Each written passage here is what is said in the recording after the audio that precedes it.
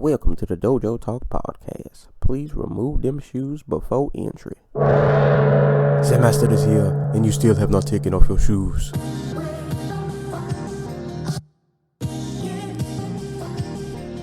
Yeah.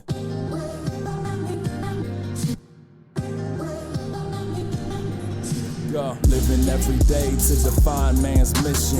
Looking to the sky for divine transmission. Deaf man's vision makes the blind man listen. Eyes on the prize, this is blind ambition. Thank you.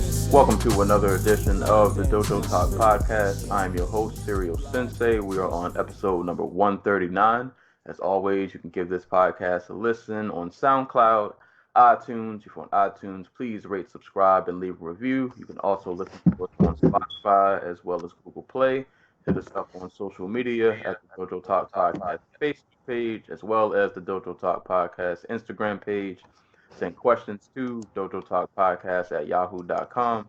And you can follow me on Twitter as well as Twitch at Serial Sensei. And you can buy my book, The Oddball Chronicles, with a very cheap price of 99 cents on Amazon if you choose to do so. So, of course, as always, I'm joined with my co-host, the Anti-Cool. What's going on, man? Not much. How you doing? Pretty good, pretty good. It is a nice, looks like it's going to be, hopefully if Mother Nature doesn't pull a 180, it's going to be a nice sunny day. Toy Story 4 is out, which is always a great thing. Made it through the work week. I'm feeling good. I'm feeling well rested, considering yesterday was like 24 hours of fights. It never stops. Right. I'm actually feeling not as bad as I thought it would. I was so tired. I was just done. Yeah, I was spent, but woke up this morning. I feel pretty good. Feel pretty refreshed. Yeah, there are a lot of fisticuffs to talk about. But before we get into that, as always, shout outs to the listeners, man. Twitter, Tumblr folk, wherever you are listening to this, share, pass it on to the friend, coworker, grandma, girlfriend, boyfriend. You're on a date, you're waiting in the line at the DMV, which we all hate. Just tap somebody, tell them, hey, listen to this while you wait in line, so they can make you pay for your tags or whatever you're doing at the DMV. And then they'll be like, who the fuck is Dana Moicano? Right. It's just, she use that as a conversation starter, man. Share with a fight fan. As far as top cities for the week for listeners, number 1, San Francisco, California. Number 2, Sydney, Florida. Number 3, Monroe, Washington. Number 4, Miami, Florida. And number 5, Williamstown, New Jersey. And also shout outs tying for number 5. A couple of places tied for number 5, actually. I'm going to shout all these places out because they're all overseas. Zagreb, Croatia. Uxbridge, United Kingdom. Amsterdam over in the Netherlands. Brasilia, Brazil. And Mansour, Egypt. All tied for Egypt was number 6. But the rest of those guys tied for number 5. So shout out to all you guys, wherever you're at in the country, in the world. We appreciate you. As far as today's episode, cover a little bit of news. Not a whole lot in terms of fight announcements. Definitely be talking about a lot of fisticuffs. We had UFC, we had Glory, we had Bellator, Bare Knuckle, which I don't really care to talk about, but we'll briefly go over that. I think Combate Americas had a card. Won't really be talking about it, but just wanted to acknowledge them. We'll talk about a little Contender Series that had some things going on. So yeah, there'll be a lot of fights to talk about. I guess real quick, actually, before we get to that, did you get a chance to watch the NBA draft? Yes, I was at a pub doing trivia, but I did manage to catch bits and pieces of it. There you go. All right, how you about the Knicks? We got RJ Barrett. My fear is that he's just Tim Hardaway again. And there's nothing wrong with Tim Hardaway, but we treated Tim Hardaway like he was a franchise player, and he's not. I'm sorry, I like the guy, but he is a chucker. And that's what I'm worried about. I'm just worried that his ceiling is he's going to be like a volume shooter who will occasionally will go like 7 for 30 from the field, and people will be like, "Oh, he's such a great scorer." I think he'll be fine. I gotta say, this is one of the few classes of Duke players, because I hate Duke. I'm a North Carolina fan, so I despise everything Duke. But I would be lying if I didn't say I didn't go out of my way to watch Duke games, just because they had so much talent on that team. And I think all those guys are going to pan out pretty well. I actually saw R.J. Barrett play in uh, the high school All-American game that happened like before the college season started. And to me, he was the best player in the country. Like, I think overall he had people have said this before, like Zion is box office. But if we're going like skill for skill, I think R.J. Barrett was the best player in the draft. Um, so I think he'll be fine. My only worry is that I feel like the Knicks are cursed. Oh no, we are. Didn't we talk about this last week? Where like if you leave the Knicks, you win a title. Right. So and like I said, I hate Duke. But like I want this trio between RJ, Zion, and Cam Reddish to like I hope they actually do well. I just it's an exciting class, and that I haven't been that excited to watch college basketball in a while. Like it gave us a story, it gave us something fun to watch. So I hope all these guys actually do pan out. But yeah, my fear is just that no matter how good RJ is, like the Knicks will find a way to just I don't know.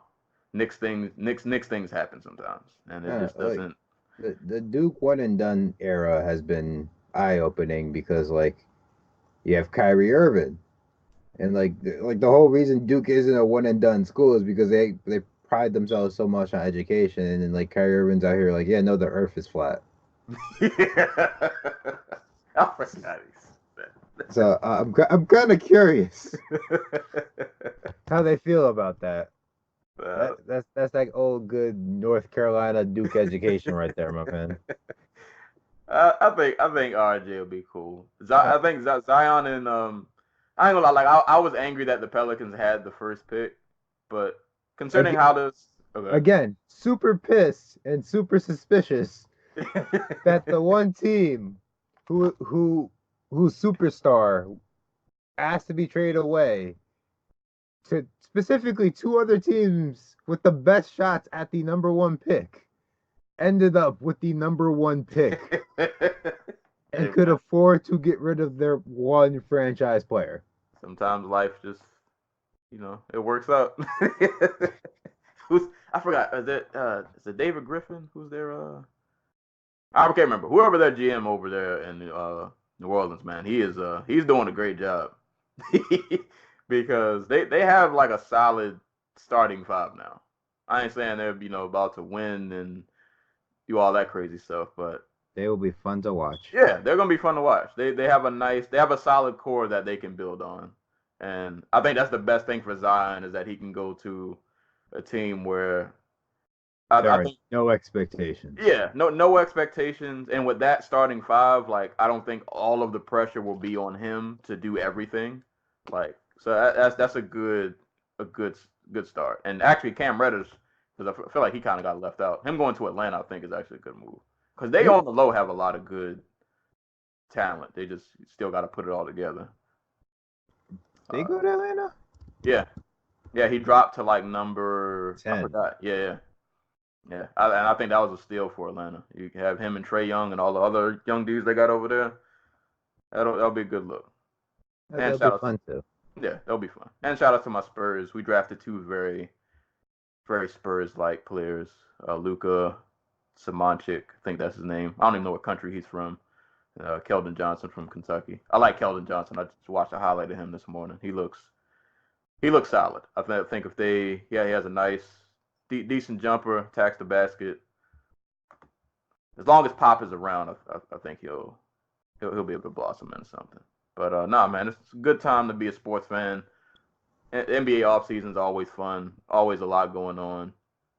So yeah, that was our mini basketball spiel. So let's go ahead and kick this off. We will start with fight news and announcements. Not too many in terms of volume. Probably 2 heavy hitters and then a couple of other. I feel like heavy hitters is. Trying to sell it.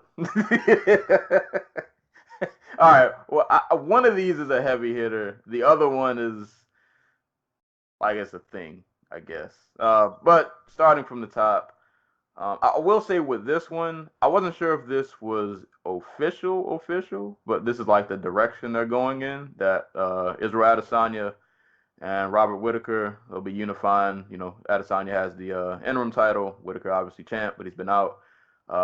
It's looking like they'll be looking to unify the titles at UFC 243. I don't think it's officially been signed, but it looks like that's the direction that they're going in. I know there was a little there were at least talks that they were going to put the fight in Vegas because the UFC inexplicably scheduled it for like the National Rugby Championship or something like that, or was it like a race? I can't remember. But point being, they had originally scheduled the card for like this big weekend in like Australian sports, where like it probably would have been like, you know, at least subdued. The reaction the UFC would have been looking for would have been at least subdued, because Australia is one of those countries that actually does pay-per-view. Yeah. Like I think they do like 15 to 20% of the UFC's pay-per-view revenue or something like that. So I think they ended up moving the date for when they were going to do it to like October 6th, just so it wouldn't overlap with whatever sport event it was. But so it looks like it's going to happen in Australia. That's the point. Yeah, and that's a good thing. That's a good thing. Those, that arena is probably going to be crazy. I guess real quick, since we're on it, who you got? Yeah. I want to pick Robert Whittaker because I think he has the right skills for not just to pressure Adesanya, but to get him down. Like I think the thing with Gastelum is that he chose to just box with him and never really mix in his takedowns. I think Whittaker is the type of dude who can mix in his takedowns with his strikes because he likes to hop in from distance. And I don't. I think it comes down to whether Whittaker can pressure Adesanya backwards enough for him to get the takedown, and I'm trusting him to be able to do that. I don't know how his health is. It feels like Whittaker's young enough that like he'll be able to bounce back from all these health issues. He's only 28 years old. There's a dude who took a year off after that hellish fight with Yoel Romero and came back and had another hellish fight that he managed to eke out a win in. So I'm going to put my faith in that. But it wouldn't surprise me if Adesanya wins a really slow-paced kickboxing match with him. It's always hard for me to pick Whittaker fights because every time I doubt him, he comes out and does something amazing. So I always feel dumb when I pick against him. I'll probably flip-flop. Don't make this official because the fight ain't official yet. But as of right now, at June 23rd, 10:18 a.m., I'm going with Adesanya. Can't give a lot of reasons why. I don't know. I think after that Gastelum fight, I don't know. Well, I think at least for the Gastelum fight showed me that he can hang in those kind of fights that are just like these brutal kind of wars. Mm-hmm. We've never really seen him have to go through that.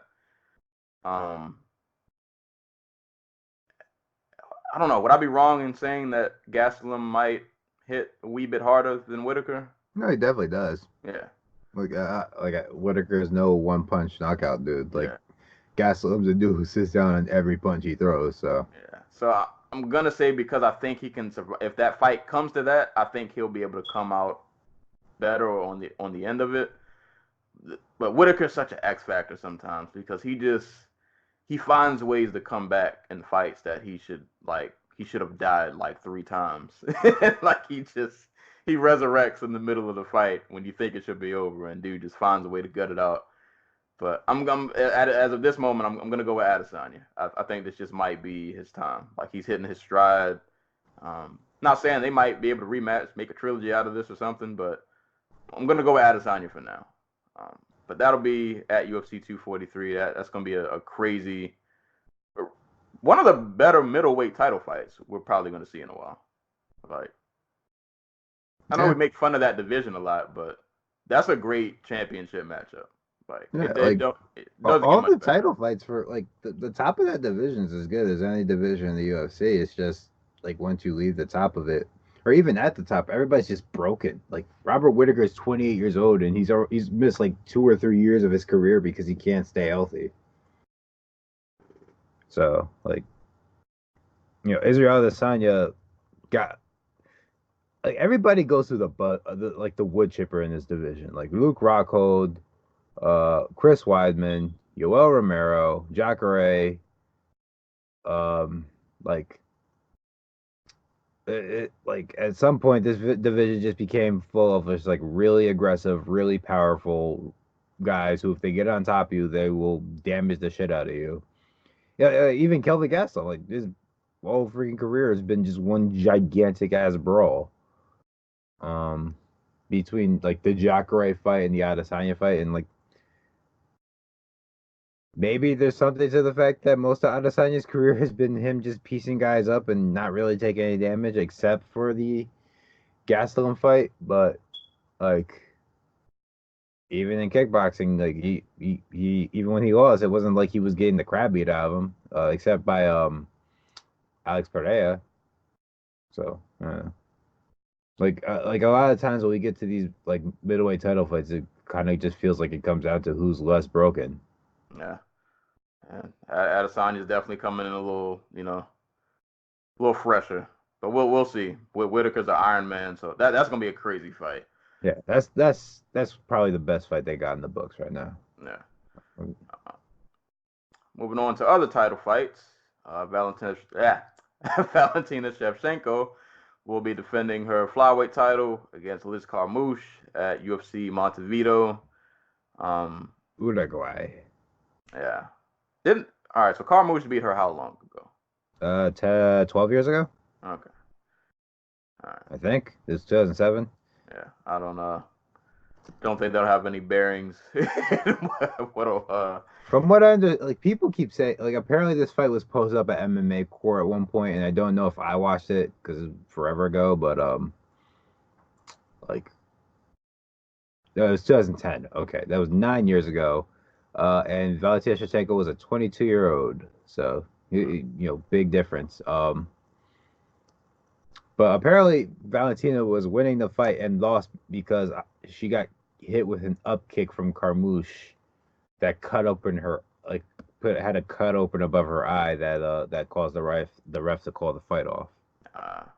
So, I mean, it's still a rematch from a fight she lost, but from the sound of it, it's not a fight she was like manhandled in. And what's even scarier is that she probably had that fight in the back of her mind. Right. Like, I want to run that one back because I know I can win. And now you've got that person in front of you. Ugh, good luck, Carmouche. That might get ugly quick. But right. we'll see. How weird is it that Valentina Shevchenko is going to be like the one champion to defend her title like 3 times this year? Because she also fights in like the least challenger ready division in the UFC. Yeah, I'm gonna say like after Carmouche, KGB next. like KG. So here's what you do. So you got Roxy versus who's she fighting now? Jennifer Maia, I think. Maia. Yep. And you have her fight if Roxy wins, she fights KGB Lee, and then the winner of that fight could fight Valentina Shevchenko. Because why the hell not? All right, and keeping the flyweight theme going. Julian. Oh no, is that flyweight or bantamweight? That's a bantamweight fight, I believe. Okay. All right, sorry, I lied. But keeping the women's theme. I mean, well, Juliana Pena before she got to the UFC was a bantamweight, a flyweight. Like she went on tough as a bantamweight to get into the UFC, but they didn't have the division yet. So whatever. Yeah, same. Adjacent. Yeah. But right. Juliana Pena and Nico Montano will be facing off at UFC Sacramento. That's just an interesting fight. Just we haven't. I like we've said on this podcast before. We weren't even sure we'd ever see Nico again after the fiasco she had. At least not in the UFC. Yeah, yeah, but she's But back. nobody gets cut. Everybody gets to stay unless you're what's his name? Damn it. Justin Willis. There we go. Oh, yeah. And Elias Theodore. There was a headline about him, but I didn't write it down. Like he said he would sign a 1-fight contract to fight Tai Tuivasa. I was like, yeah, I don't know if they're gonna do that to you, but Why would they want that? yeah. I don't know if that's the sales pitch that Dana and company are You were looking for. afraid of getting hit by Derek Brunson. Why would they think that you'd be all down to get murdered by Tai Tuivasa? Yeah, I don't know, but that was a thing. But Juliano Pena versus Nico Montano, that'll be an interesting fight. Just Nico, we just haven't seen in forever, so it'll just be interesting to see like how she looks when she comes back because we haven't seen her in some time. So that'll be a thing at UFC Sacramento. At UFC 241, we'll have Brandon Davis versus Kyung Ho Kang. And as we alluded to earlier, at UFC San Antonio, we will have Roxanne Modafferi against Jennifer Maia. And then the last fight announcement I have comes from Bellator. The rematch between Matt Mitrione and Sergey Karatanov will be at Bellator 225. So, if you're going to be booking heavyweights, book Ryan Bader already, you cowards. But Ryan Bader, Czech Congo. Why are we? What's the holdup? Because you know, if Vitaly Minakov had won against Congo, they would have done that. They would have booked that fight already. We might be seeing it right now. Yeah, that'd have been immediate. Yeah. Yeah, Ryan Bader's been on the shelf since January, and that was a 30-second fight. Right. In which he took no damage. Matter of fact, I'm pretty sure Ryan Bader hasn't been hit since like 2017. Right. He's had nothing but Mortal Kombat flawless victories. Exactly. Yeah, you gotta get that man in there. Like, what's the holdup? Like, I get he's a heavyweight now and age doesn't matter, but he's 36. And he seems to be in the prime of his career. Which is crazy. Maybe they're like in talks for doing the Jiri Prochaska fight. Could be. Yeah, I wouldn't doubt it. You know, the whole Ryzen co-promotion. Wouldn't doubt it. And it would be perfect because he's unfortunately the division that he's, you know, he has the belts over the divisions where like he needs some people some fresh faces, man. We see the same, you know, 4 or 5 people kind of over and over. I really like John Nash idea. Shouts to John Nash, Buddy Elbow, of KSW, Ryzen, and Bellator just all saying fuck it and just unifying all their titles and just having a champion who just travels. Yeah. I mean, champions who travel, I should say. I'm with that. I'm with it. I mean, like, I get why these promotions aren't with it because, you know, if you don't have a champion, like how do you headline cards and promote your cards and. But I'm all for that. Like, just fuck it. Make MMA Voltron.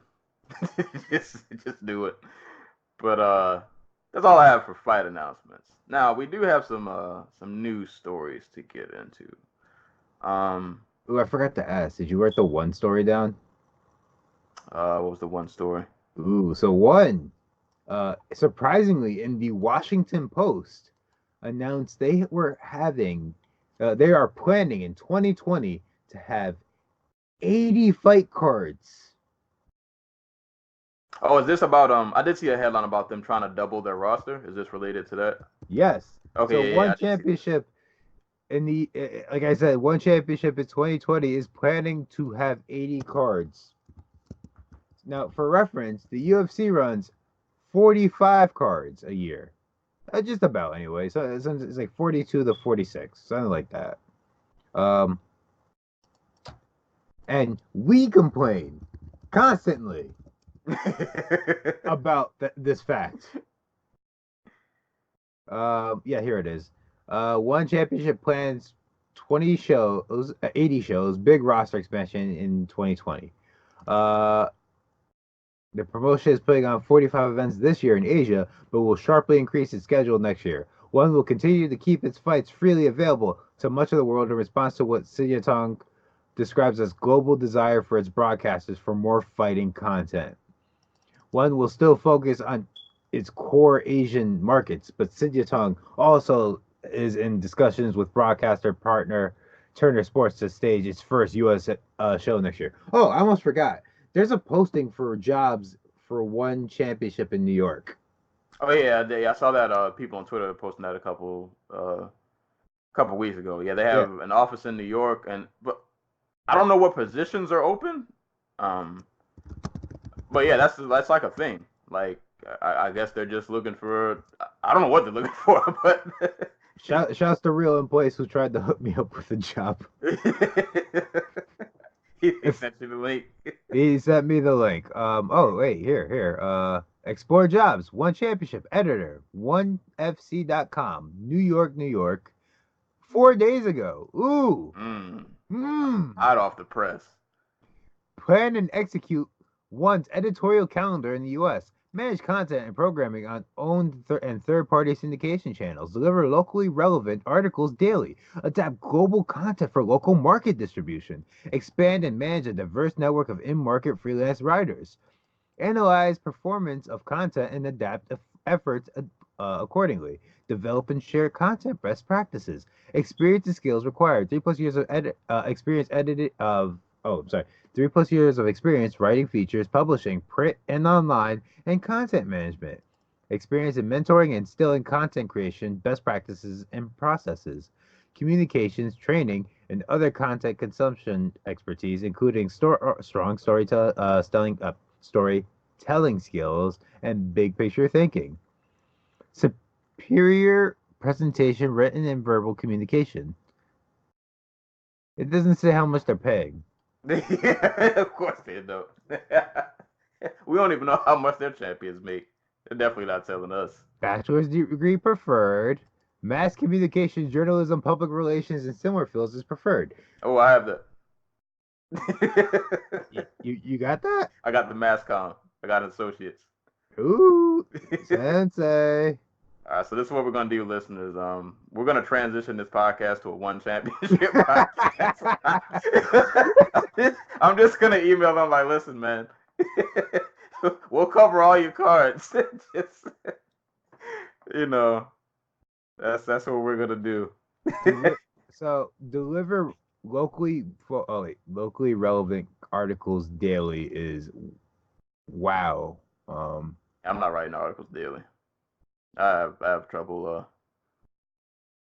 Yeah. Dude, I have a freaking John Jones Alexander Gustafsson breakdown that's like half done that I started working on like the day after the rematch happened. Yeah, man. Even like shout outs to Technical Foul. I do the pay-per-view breakdowns. I had to do one for Santos and Jones. Those articles are tough, man. Like, yo, wait. LinkedIn has the amount of people who have applied for the job. Be among the first 25 applicants. This is tempting. This is real tempting. And see, you live right, you're like across the street from New York. So this works perfect for you. So they have like an office out there? I guess.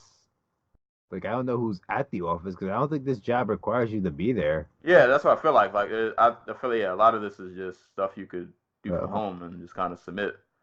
I'm going to just post this on Tumblr. All right, cool. Tag me in that. All right, y'all. Starting in August. Dojo One Championship podcast. It's coming. Oh, man. There you go, man. We've covered everything on this podcast. We give you guys fights. We're giving you job opportunities. I forgot that this whole conversation started with one right. 80 cards a year.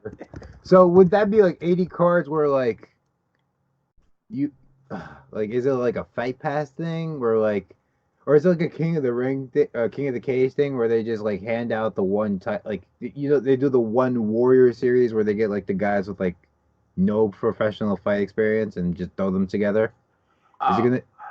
Is it gonna be like that? Is that what they mean by roster expansion? Or are they actually gonna go after like Chris Cyborg is going to be on the free market soon. Are they going to actually make a pitch to Cyborg and be like, come fight for us? From what I saw, the article that I read, But, the owner was saying that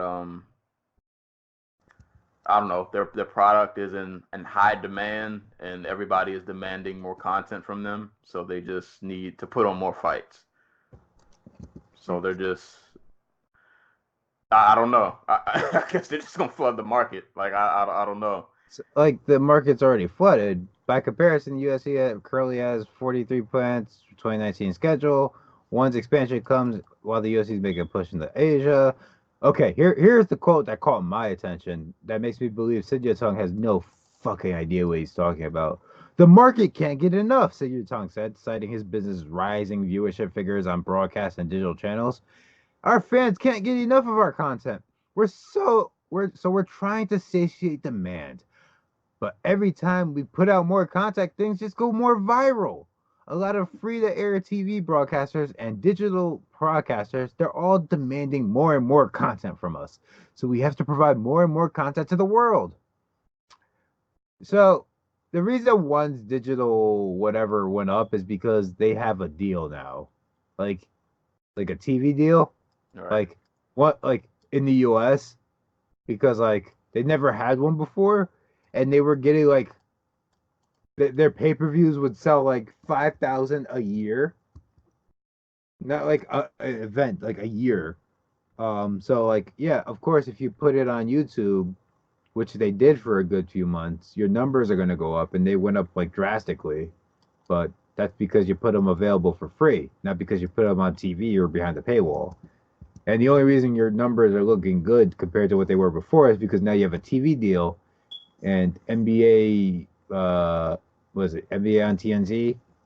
And close enough to when you guys start, which is at like 3, 4 o'clock in the morning, to where the people who fell asleep watching Charles Barkley and Shaq like do their thing, stay tuned for what you're doing, and probably don't actively watch because they're asleep. So, just some things to ruminate on. I don't know. We'll see. Boy, 80 cards a year. They're gonna be reaching for those card names, boy. Quest of Legend, Legend of Dragon, Dragon Quest Legend, Honors of something with honor.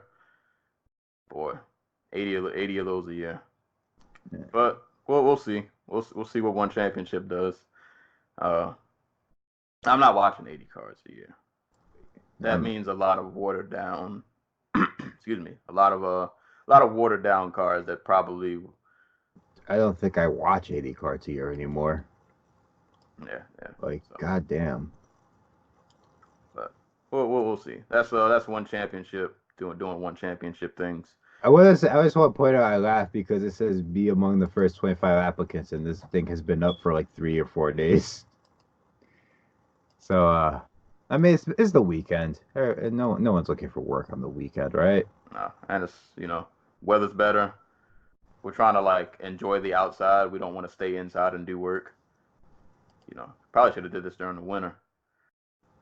But anywho, moving on. Other news. Sean O'Malley. He is back in the news. Not for good reason, unfortunately. He has been pulled from his UFC 239 fight against Marlon Vera, which I'm disappointed in because I was really looking forward to that fight. But that will no longer be a thing. He was pulled because he still has trace amounts of the banned substance ostarine in his system. I believe this was the same drug that got him suspended in the first place. That he was already serving a 6-month suspension for. So, from what I'm reading, it's not USADA that is suspending him or not allowing him to fight. Because according, let me find this quote. What was this quote from? Just reading this quote from MMA Junkie article. USADA has notified me that ostarine, the substance that showed up in my system last year and led to USADA sanctioning me, has resurfaced at an extremely low level in 2 recent tests. The good news is that USADA says this is most likely residual from last year and that the low level is providing me with no performance advantage That's why USADA is not resanctioning me for these test results. I already served the USADA sanction for the presence of Ostarine in my system. It has decreased dramatically since last year, but it is the Nevada Athletic Commission that is investigating this and sidelining him, and obviously pulling him from the card. I don't know. These drug test things, I'd be lying if I said I understand how all of this really works. I guess for me, and this is me armchair scientist, I guess, if the tracing of this substance is so low and you can prove that it's just residual from the last one, but it's so low that it's like a blip and it's not even giving any kind of advantage, then I don't see the big deal. Just let the man. I could see if he tested and it was a different substance, it wasn't Ostarine, it was something else that they hadn't found before. But if we can trace this back to the previous test, which he was already suspended for, and it's literally just a minute level that, I don't know. What are we doing here? What are we doing here? Why are we pulling this fight for? I don't know. I don't understand how the drug test thing works, and I'm not even a super huge O'Malley fan. I'm just defending this as somebody who I just don't. This doesn't seem like a big deal to me. I don't know, but I don't know how any of this works. Either way, the fight's pulled, so that's that. But for me, I just feel like if the reading was so low, then I don't understand why Nevada's making such a huge deal out of this. And we all know O'Malley will not get the John Jones treatment. It will not be moving this card to another location for Mr. O'Malley. I don't know. You got any thoughts on this? How these drug test fiascos work? You would have thought they would have worked out a policy for this type of thing after the John Jones incident. But that's really all I have to say. There should be something in place where okay, we understand what the causes, the effects, there's a pulsing effect and blah blah blah, and trace amounts and all that good stuff. You would think they would have worked out policy for when fighters test for this stuff. There would have been there's some okay, they can fight if it's within this amount, which indicates that they did not take the substance again. But I don't know. Sucks for O'Malley, I guess. I don't really have an opinion about not dosage, but no, it just sucks. I guess it feels like they should have something in place.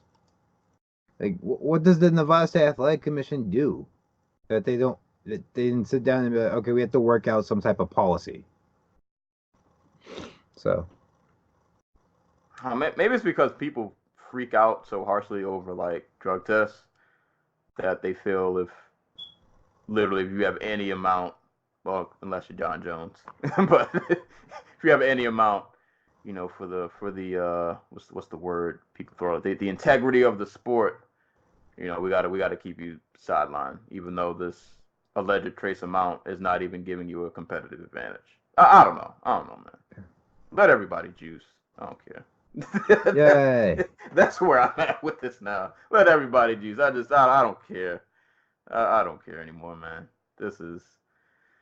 But either who, that fight's been pulled, so I don't know if he can appeal this, or I don't know if that's even an option. But we'll see how this all pans out. But as of now, O'Malley is off of UFC 239. And the last bit of news that I wanted to cover before we get into the fights, because this caused a bit of an uproar in the MMA Twitter sphere, Dana White's Contender Series.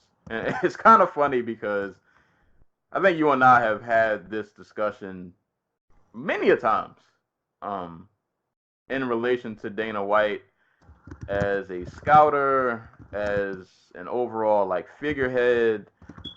Real quick before we get into the I guess controversy, if you want to call it that, I do want to give a shout out to the people who at least did get signed. So for those who don't know, Dana White's Contender Series that happened.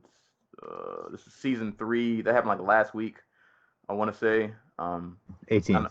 Yeah. So I know not everybody, and I'm one. I don't really watch Contender Series all that often, but I watched this one because I'm Brendan. I always butcher his last name. Low name. Logney. Yeah. Sorry. I know Chelsea on Twitter, if she's listening. I know she loves him. I'm sorry if I'm butchering this man's name. I don't know. It gets me every time. But he was the only one I knew by name. So I watched it just to see how he would do. But the two gentlemen who actually did get signed that night were middleweight Panale Soriano, who defeated Jamie Pickett, and heavyweight Jorgen De Castro, who defeated Alton Meeks. Good win. I guess I'll talk about the Jorgen De Castro fight because I actually did watch it. I wasn't sure if he was like UFC ready, but that doesn't matter now. He's gonna be there, so he got signed. But I did like kind of what he could do for a man his size. He was pretty nimble, landed a lot of leg kicks on Meeks, and from Meeks' background, he did have some pretty good wrestling credentials from what I remember, and he helped some pretty like high-level fighters train for their fights. But it seemed like for Meeks that he couldn't get his takedowns going. Like De Castro actually had pretty good takedown defense, and once Alton Meeks couldn't get the takedowns, like he didn't really have any other like backup plan or any other options really. And De Castro had some really powerful leg kicks. Like I said, really nimble for a guy his size. He was throwing some flying knees. He was really timing Meeks' takedowns pretty good. And it was just a good story. Like, a guy who came from, really humble beginnings, was really poor, got his family over here. Daughter got to see him fight. Awesome story. So I'm happy for dude, man. I like seeing stuff like that. So shout out to Jorgen De Castro. He got signed, and I didn't get a chance to watch Soriano fight, but he was signed also. But what kind of stole the I guess real quick, shout outs to Hannah Goldie, who defeated Kaylee Robbins. She didn't get signed, but those were two women at strawweight, so shout outs to them also. But the fight that kind of caused a lot of uproar was the Brendan Lugney fight. I'm going to say Lugney, I'm probably saying this wrong. His last name is Loughgnane. So he fought Bill Algeo. These are two gentlemen at featherweight. I knew Brendan. Literally shout out to Chelsea on Twitter because she's a big Dom Cruz fan, and he trains with Dom Cruz, so she always posts his videos. So that's how I even knew who he was. So I watched a couple of his fights. He fought a lot overseas. Dude, pretty talented dude, pretty good stand up. So I watched a couple of his fights overseas. So I was interested to see how he do when he came to the Contender Series. From what I understand, from what they said from Algeo from the show, he was a champion in like 2 other organizations. Ring of Combat was one of them. I don't know. Was he? I think he was a CFFC champion too. So like the 2 big Jersey promotions, he was a champion. Yeah. So on paper, this seemed like a good fight. Like I wasn't familiar with Algeo, but I figured like if you're a champ in 2 organizations, and I at least recognize those organizations' names, like you got to be somebody. And obviously, like I said, I knew Brendan. I've watched him in a couple of fights, so I already knew kind of what he brought to the table. So fight starts, man, and it's an awesome fight. Like, it was a really good fight. We get just a nice kickboxing blood fest. Like, it was one of those fights where I think Brendan was winning every round, but it was definitely, it was a competitive fight, back and forth. Both dudes were just throwing. Brendan looked really sharp, a lot of good leg kicks. Just a good striking in general.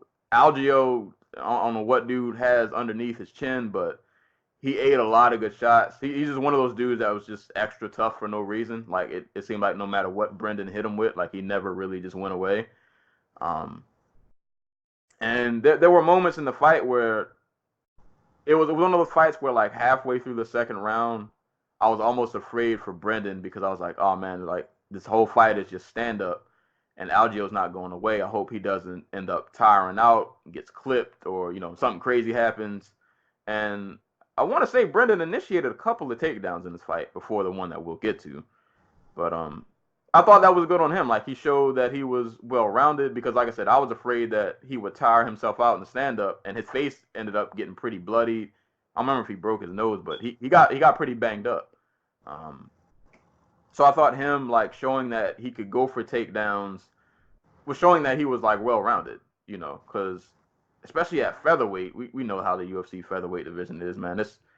It's killers everywhere. Like even to the bottom end of the top 15, even outside of the top 15, you're gonna fight guys who are very high caliber, very high quality. So you need to have a pretty well-rounded skill set if you're gonna hang with these guys. So I thought he did a pretty good job of showcasing that. Not saying he's the perfect fighter, not saying that if he came to the UFC he's gonna come in and annihilate everybody, but I thought he did enough to show that he could hang. Like if nothing else, he'd come to the UFC and give you some fun fights at bare minimum. But the talking point of this fight was the last bit. So the last 10 to 20 seconds. So I don't remember this all in full because I only watched the fight once. I didn't go back to watch it again. But he was definitely clipping Algio, landing a lot of good shots. It's an exhausting, grueling fight. Both dudes are breathing hard, blood's flowing everywhere. Like, dudes are just laying it all out. Last 10 seconds of the fight, Brendan's like, all right, man, going for a takedown. I'm sealing this fight, sealing the round, and ultimately it'll seal me the victory because he was winning all of the rounds. So he goes for the takedown. I don't even remember if he got it, to be honest. I know he went for it. I can't remember if he got it. But either way, he goes for the takedown in the last 10 seconds of the fight, seals the round. He ends up winning unanimous decision. He got 30-27s across the board. Awesome fight. Everybody's excited. Great fight. We're all assuming, all right, man, this guy's definitely getting signed. And I did because I in my mind, I'm like, all right, he pushes forward. He keeps a good pace. He throws a lot. Probably gets hit a little bit too much. But it made for a fun fight. I'm like, I feel like this is the kind of fight that Dana would just sign both guys just because, blood. Like, that seems to be like what, and that, I'll get to it. So end of the night comes, they hand out contracts. Dana gives speeches to everybody, he praises Jorgen Del Castro, he praises Soriano. Get to Brendan and Algio. So I guess obviously Algio probably won't get it because he lost the fight, Get to Brendan and his criticism of Brendan, great fight, blah, blah, blah, yada, yada. After all these compliments, and then he goes, but what you're not going to do is come in here and go for a takedown in the last 10 seconds of the round. And so basically, to sum this up, and there's this actual clip, guys. If you can go watch it. It's out there that he literally said that. I'm paraphrasing, but that's basically what he said. He didn't get signed because he went for a takedown in the last 10 seconds of the round, because Dana wants guys who, quote unquote, go for it, go for the kill, and go for the finish, all of that good, whatever. And it just,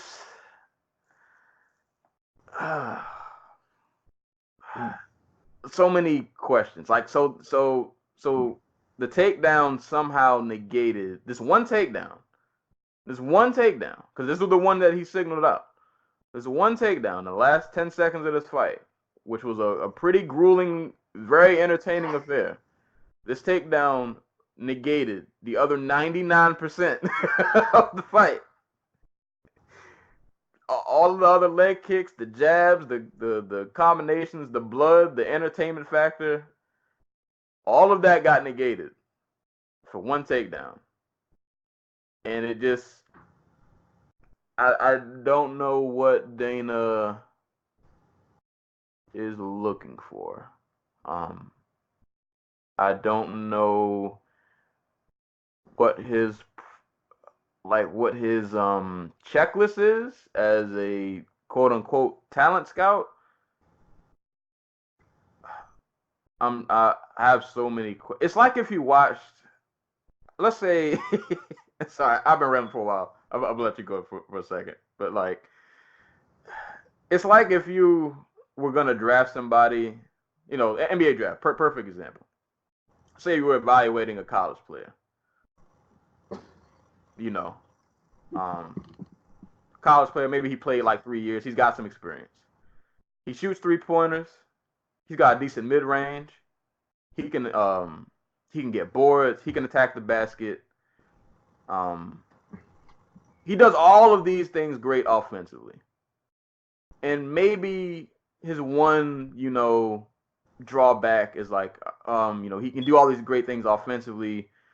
Maybe his defense like needs a little work. But everything else in his game is solid. But maybe like his defense is a little spotty. You're not gonna pass that player. You can work on these, you can work on that, whatever it is that's like. You can work on that. Even if it's a glaring flaw, you can work that out. You're not gonna pass on the guy just because he has this one, you're not questioning his heart, you're not questioning his work ethic. He has the tools, he just kind of needs to improve on them. But Dana White saw this player and was like, oh, nah, you can't, you had this one bad defensive play, so I'm just going to erase 99% of your career, even though you average 20 points, 10 rebounds, 5 assists, 3 steals. I don't get it. Like, it made me question, that one decision made me question the entire, like, purpose of this show. Of, like, I don't know what it is you're looking for. I don't know what you're setting these guys up and women as well. Like, what are you? What? I don't know. I don't know anything anymore. I don't know what the purpose of this show anymore. Like, if you can put on a performance like that and not get signed, and that be the reason that you not get signed because you went for a takedown, I don't know what to tell the next person who fights. Like, bro, if you don't get a finish, just go home. Like, don't even do the post-fight interview. Just go home. Like, just So, like, 5 things on that whole, like, one, Dana really wants to just be a boxing promoter. Like, that's what I'm taking away from this. But I think Smoogie, at Smoogie MMA on Twitter, just the best fucking comparison. And I know you saw it because you tweeted at him. I'm seeing it now. But canceled NBA Summer League and replaced it with absolute series, where he sits on the sidelines overreacting to dunks with quick steals and 3-pointers, while the commentators are like, "Can these guys deliver the big slam jams the commission wants to see?" The slam jams.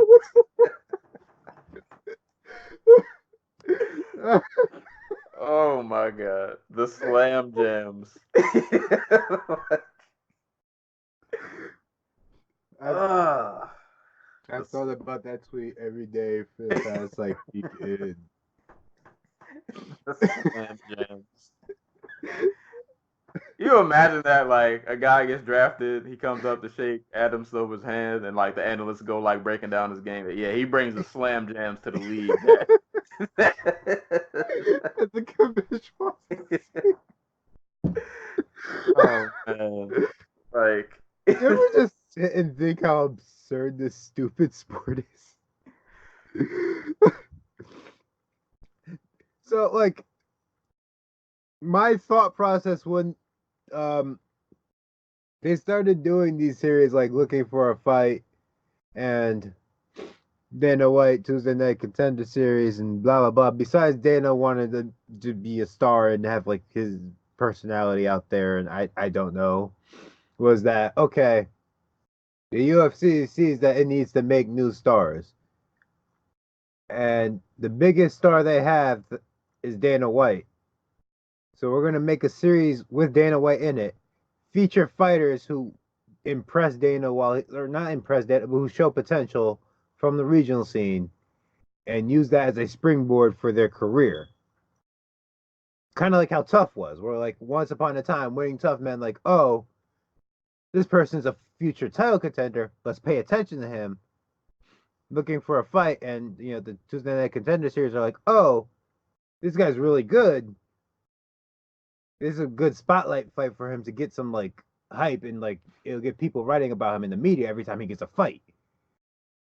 But like, it's kind of devolved into basically when I was watching the card last night, and they had a little promo for on ESPN Plus where it's like, you gotta be a killer. You have to come in here and impress Dana and show that you want it more than anything, more than you want to be with your family. Fucking go out there and kill a guy, rip his fucking head off. And after you fight him, go fight the crowd. Like exactly. And I'm just like, okay, what the fuck is the point of this show again?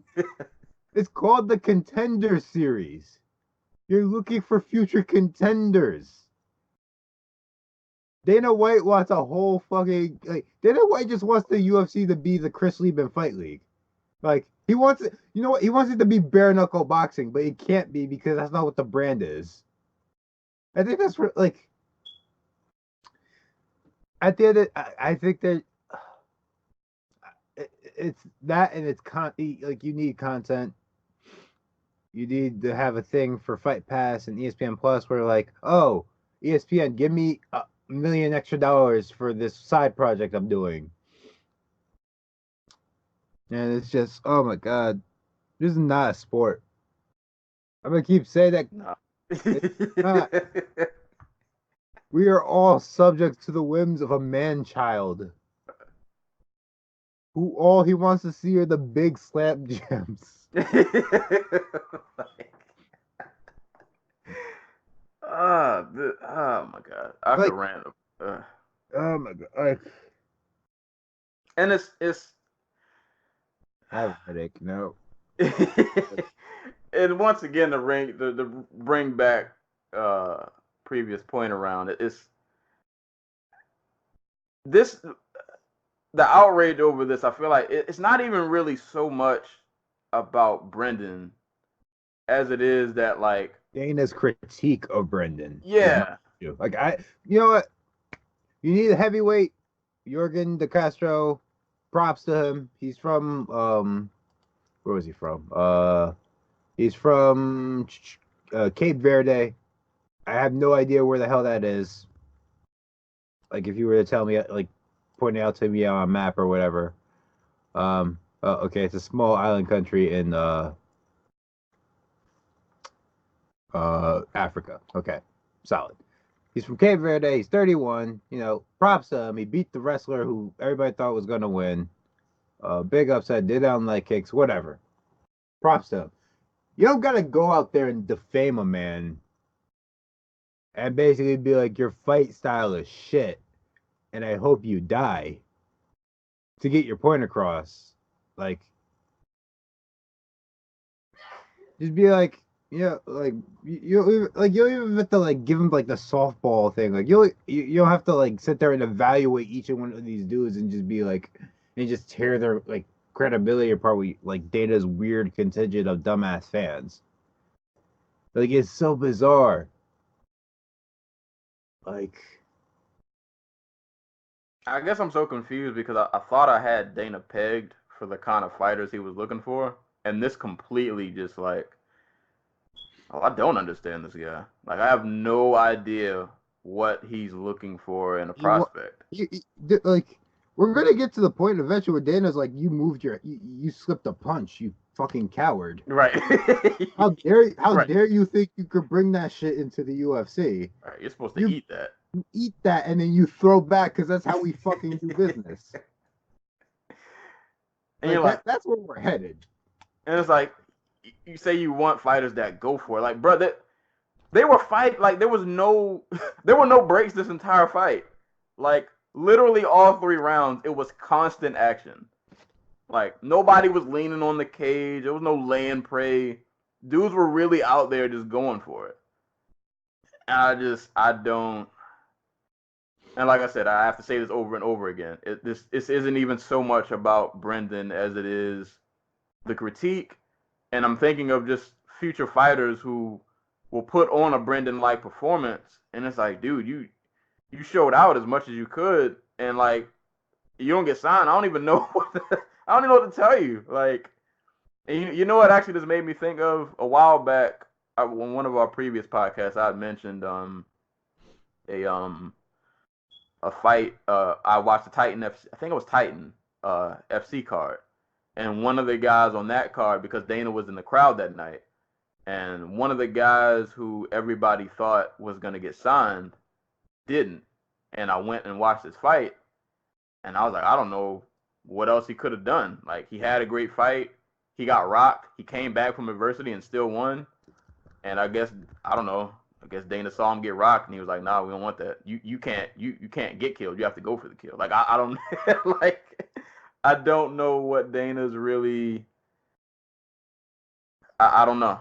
I don't know what Dana's looking for. I don't understand this at all. And it's just the takedown thing just doesn't make sense. If you're not going to, it's not even so much that you didn't sign him. It's the critique and the excuse that just doesn't really make sense. Because I'm looking at a lot of your roster. Like, you understand you signed Ben Askren. Like, You traded Demetrius Johnson for Ben Askren. Demetrius Johnson, one of the most proficient finishers in the history of the UFC title scene, and you traded him away for the guy who got booed out of the United States. yeah. Like, you know how many guys on your roster who go for takedowns in the first 10 seconds? Like, and they're not getting finishes? Like, dude, you brought Kobe Covington to the White House. Like, Covington's like the closest thing we have to a lay and pray artist. like, yeah, like, it's, yeah, his critique just does not logically make any kind of sense. It's, yeah, we could talk about this all day. Seriously, even the direction of the commentary is just bizarre, because they're like, everybody's here to impress Dana F. White. I'm just like I laugh at the Smokey tweet, but it's basically the same thing. Like, imagine if at the end, imagine if the Summer League was really like that, where you got Adam Silver there, and they're they got him mic'd, and they're just he's just booing guys playing defense. Right. like he would hate Kawhi, because Kawhi's a great defender. He's like, oh, well, where are the 360 windmills? Where's the Vince Carter jump over the 7-footer? You need to go for the kill. Right. 3-point shot. No, you have to dunk it on him every time. Layups are banned. There are no. I want the slam jams. There are no layups. And Dana would hate Steph Curry. Oh man, yeah. And Allen Iverson. It's just, oh my god, it's so weird. And I posted this, and it's funny because this Brendan Fiasco happened not even too long after I posted this. I posted on Twitter right when I started watching. I was like, there's something about the idea of fighters coming on the Contender Series to quote unquote impress Dana that really rubs me the wrong way. And this happened, and now I understand why. Because I don't know, when you say impress, I don't know what you mean now. Does impress just equate you have to get a finish? Is that, yeah? Because to me that seems like it's what it. But then I can't say that because Soriano didn't get a finish and he got signed. Right. I didn't watch this fight, so I don't know what he did to the gentleman. It looks like it was a pretty one-sided fight. I hate to keep picking on the dude, because I think we talked about him before and just why he got signed and everything. But Brendan Davis, was that his name? Yeah. We brought him up before. He didn't even win his Contender Series fight, and he got signed. But he bought it. Oh wait, no, he did. Austin Arnett lost that fight, and he got signed. But he bought it. He brought it. I don't know what that means. He brought it. He got punched in the face a lot. Right. And this is no slight to Davis. You mentioned him earlier. He had a fight coming up, but yeah, actually it's funny because he literally was the first person I thought of after this fight over. But you guys signed Davis, who had a similar. He probably didn't go for a takedown, But you telling me that's all that separates those who make it and those who don't, like takedowns? That's it. It's like if you don't have a wrestling background, you can't. What's the last 10 seconds? Like he.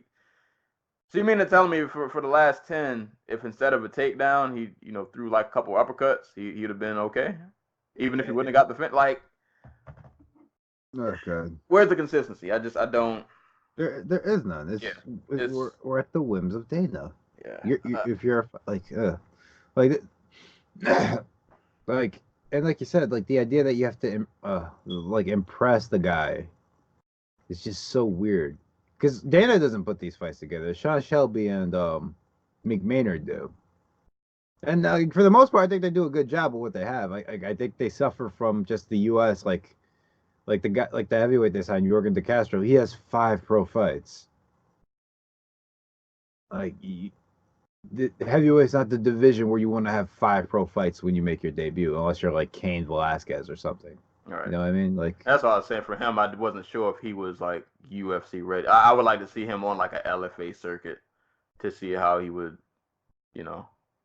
like a lot of these guys are getting signed, and then they have to go and fight Vicente Luque. It's just like, okay, you don't have plans for anybody. Right. You're throwing them into so it's like you're not even really building contenders. Like I need action fighters, damn it. Right. That's what it comes to. Like action fight. Like, that's what this is. Yes. It's a blood sport. Right. And like here's the thing. If you want to do like if you want to fill out divisions, do each show as a division. You know what I mean? Like you can get 4 heavyweight fights together, 4 women's bantamweight fights together, 4 men's lightweight fights together, 4 middleweight fights together, and just call that the Contender Series. And you're all middleweights, and you're all fighting for like the one or 2 spots we have on the middleweight roster. If that's what you got to do to fill out a division that needs competition, then do that.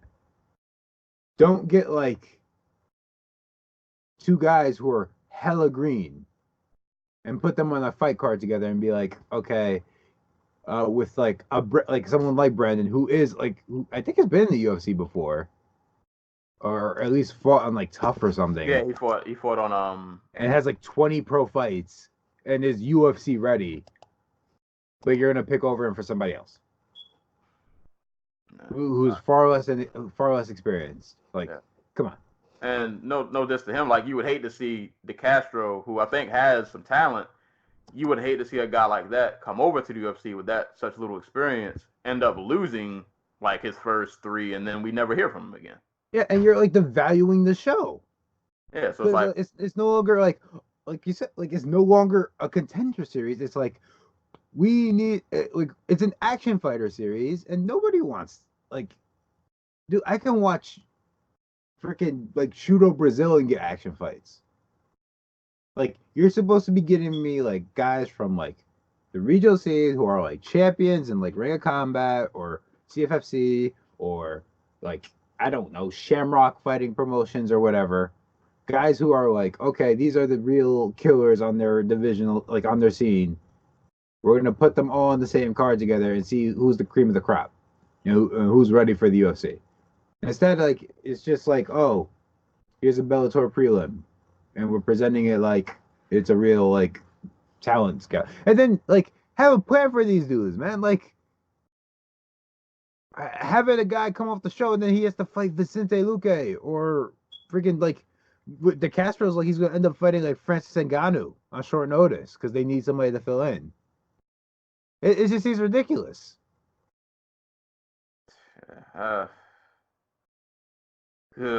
And like, it's not all the fighters are like that. Like, you know, Sadiq Youssef, like, damn good fighter, damn good prospect, has looked like pretty good in the UFC so far. Macy Barber looked pretty good in the UFC so far.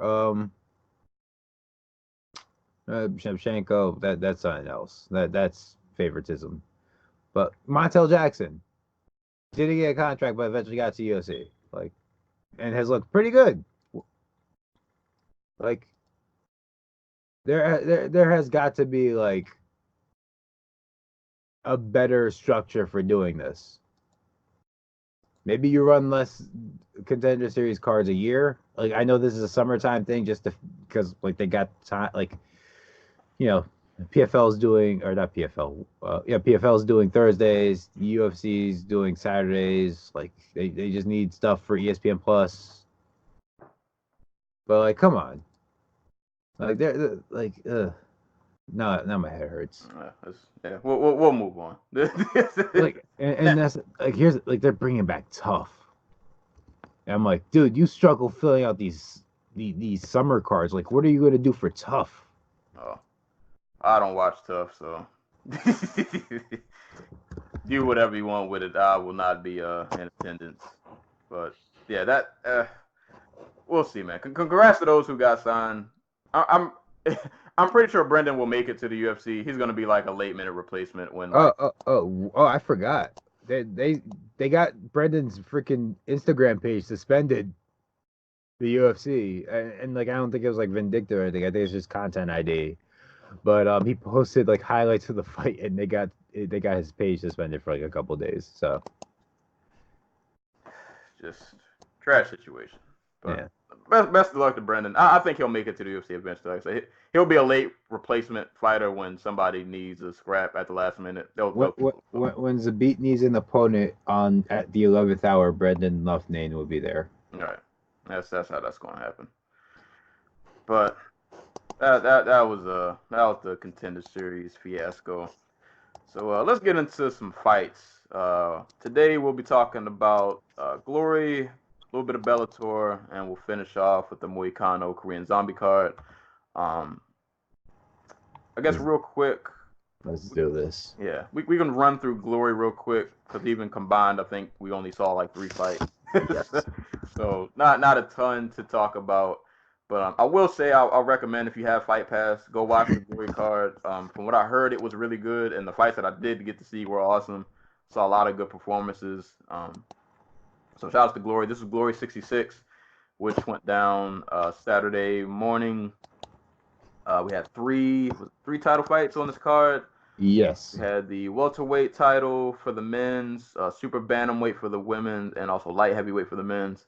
I'll get the light heavyweight for the men's out of the way because I didn't get to watch it. But Artem Vakatov defeated Donegi Abina via split decision for the Glory Light Heavyweight Championship. So yeah. shout outs to him. It was a good fight. Oh, did you see it? Yep. Okay. Yeah, Abena got out to a quick 2-round lead. They had, for those who don't know, Glory has open scoring. So, after each round, we were able to see who's the front on the judges' scorecards. Vakatov fought back pretty well in the last 3 rounds. I thought he lost the third, and I thought Abena won the fight, but it's not. I don't think it was like a robbery type situation. I think it was just my preferences led me to think Abena won the third round. Once Vakatov got moving and starting being able to hop in and out of distance, I think he was doing way better. I don't think he rocked Abena down the stretch, but there was a point where I'm like, oh, he hit him, and Abena was clearly stunned. But Abena's 21 years old, so he's gonna come back fine from this, I think. It was a really good fight. Check it out. There we go. So yep, if you got that was on the Super Fight Series portion of the card. So go back and give that a watch. The co-main event, super bantamweight for the women's super bantamweight title. Anita Mexen took on Sophia Olofsson. Olofsson.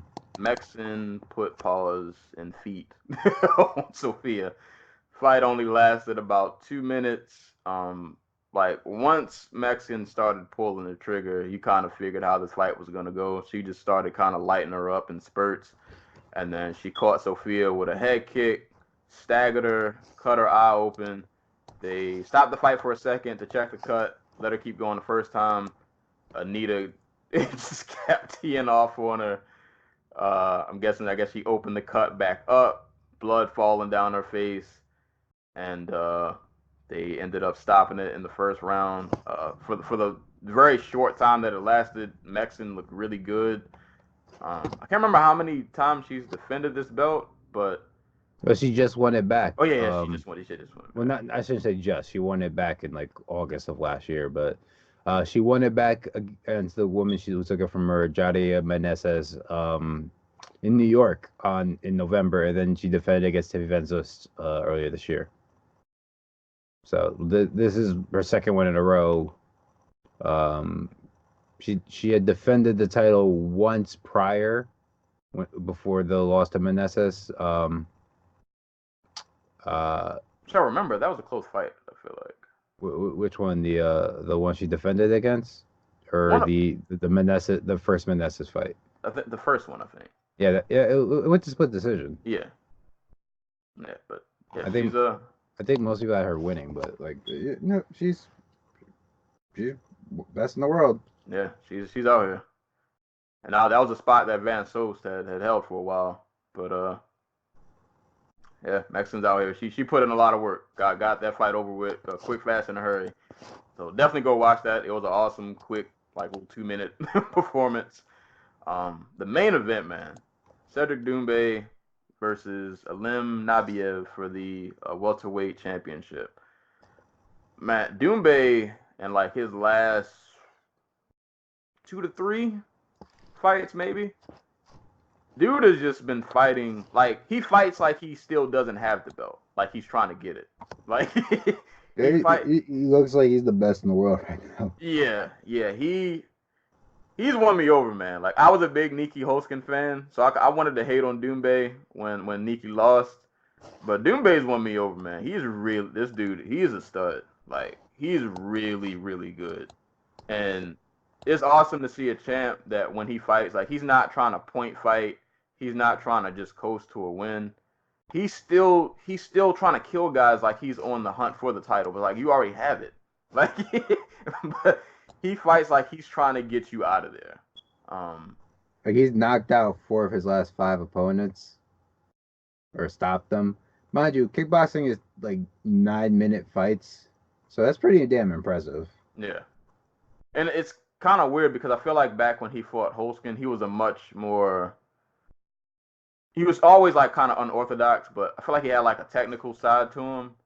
And it feels like with these last like 3 to 4, he's just been letting loose on dudes. Like he jabbed Nabiev up. And Nabiev tried to do his little gloating thing, caught like 2 jabs in the face for it. A lot of good solid leg kicks, and when he starts uncorking hooks, dude just he has some really good power, and he can stun dudes. And boy, that first knockdown, Nabiev threw a knee.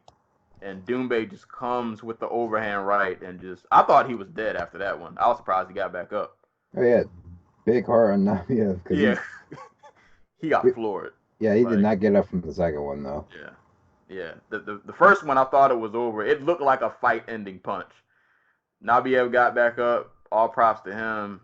And then Doumbe just uncorked on the man against the ropes. I think it was another right hand that caught him and put him down, and you knew that one was over. But yeah, Doumbe, man, he has been on another level like these last couple of fights. If you're just a fan of combat sports in general, watch Cedric Doumbe, man. This dude's really good. He is really good and really entertaining to watch. I think just big shouts, just in general, to Bloody Elbow, who just hired a kickboxing editor. So if you want to follow kickboxing, you should follow them on Twitter. It's Lucas Bordone.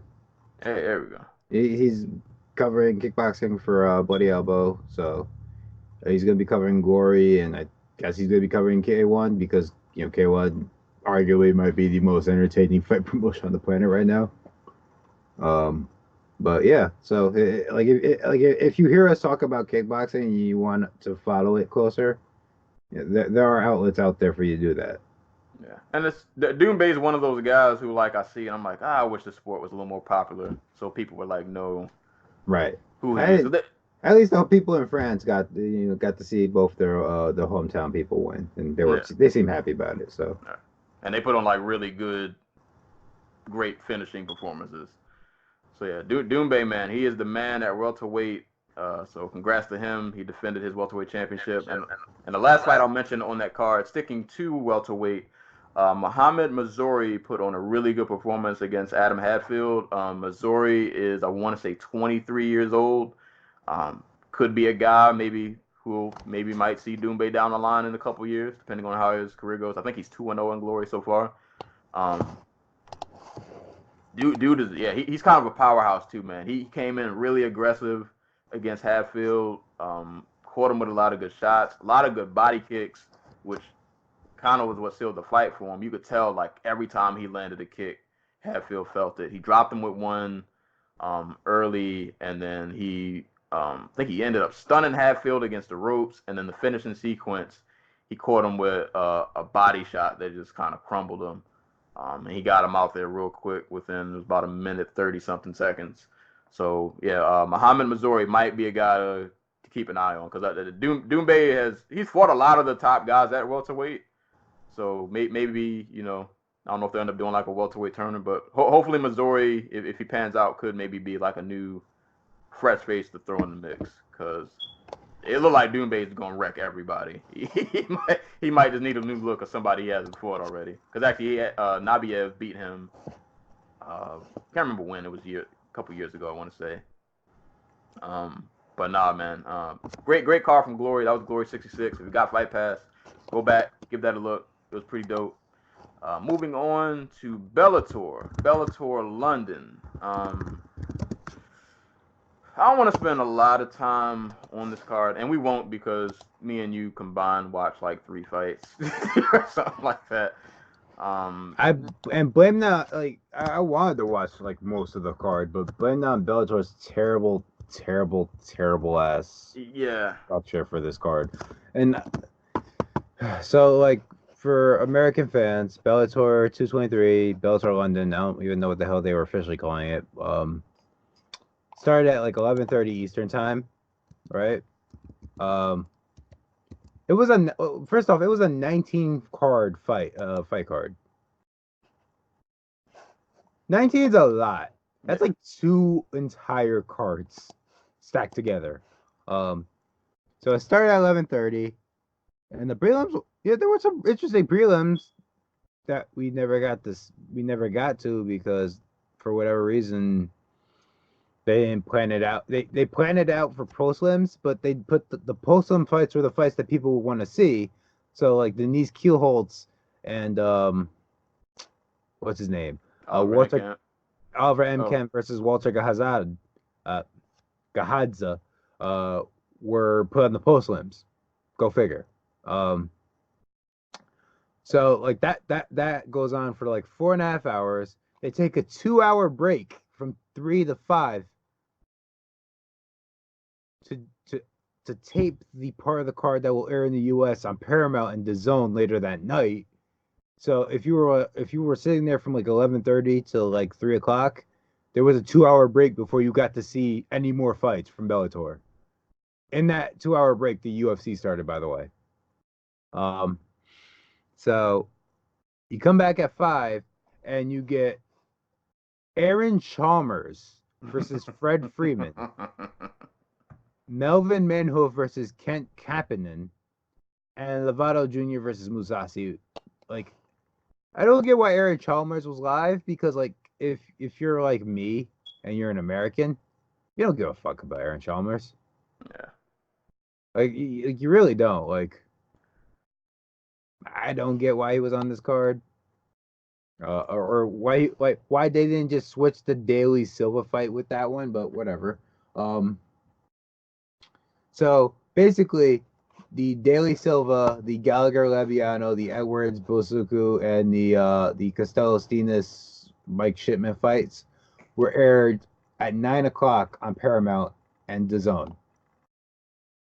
Go figure. Yeah, the programming, scheduling, and just overall confusion. Like, I'm not even a guy who really like complains about stuff like this, but like I was so confused trying to figure out who could I see fight where and who was on the prelims, who was on the. It got so frustrating that I was like, you know what, I'm just not watching this.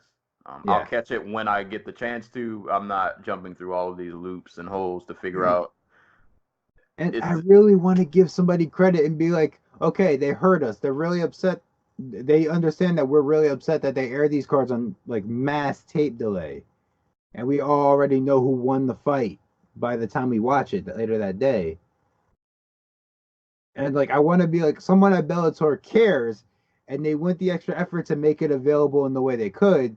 But the Zone and Paramount Paramount wouldn't switch up its schedule to air the fight on TV, and the Zone for whatever reason has a deal with Paramount, or maybe that's the thing. The Zone has a deal with Paramount where they won't preempt a potential rating for Paramount. You know what I mean? yeah, it's So I'm like, I want to give somebody credit at Bellator and say it was like, okay, this was on Paramount and DAZN, and not so much on them, but like at the same time, like, come on, like, and especially because a lot of the good talent on this card, like if you wanted to see them, you just had to jump through all these.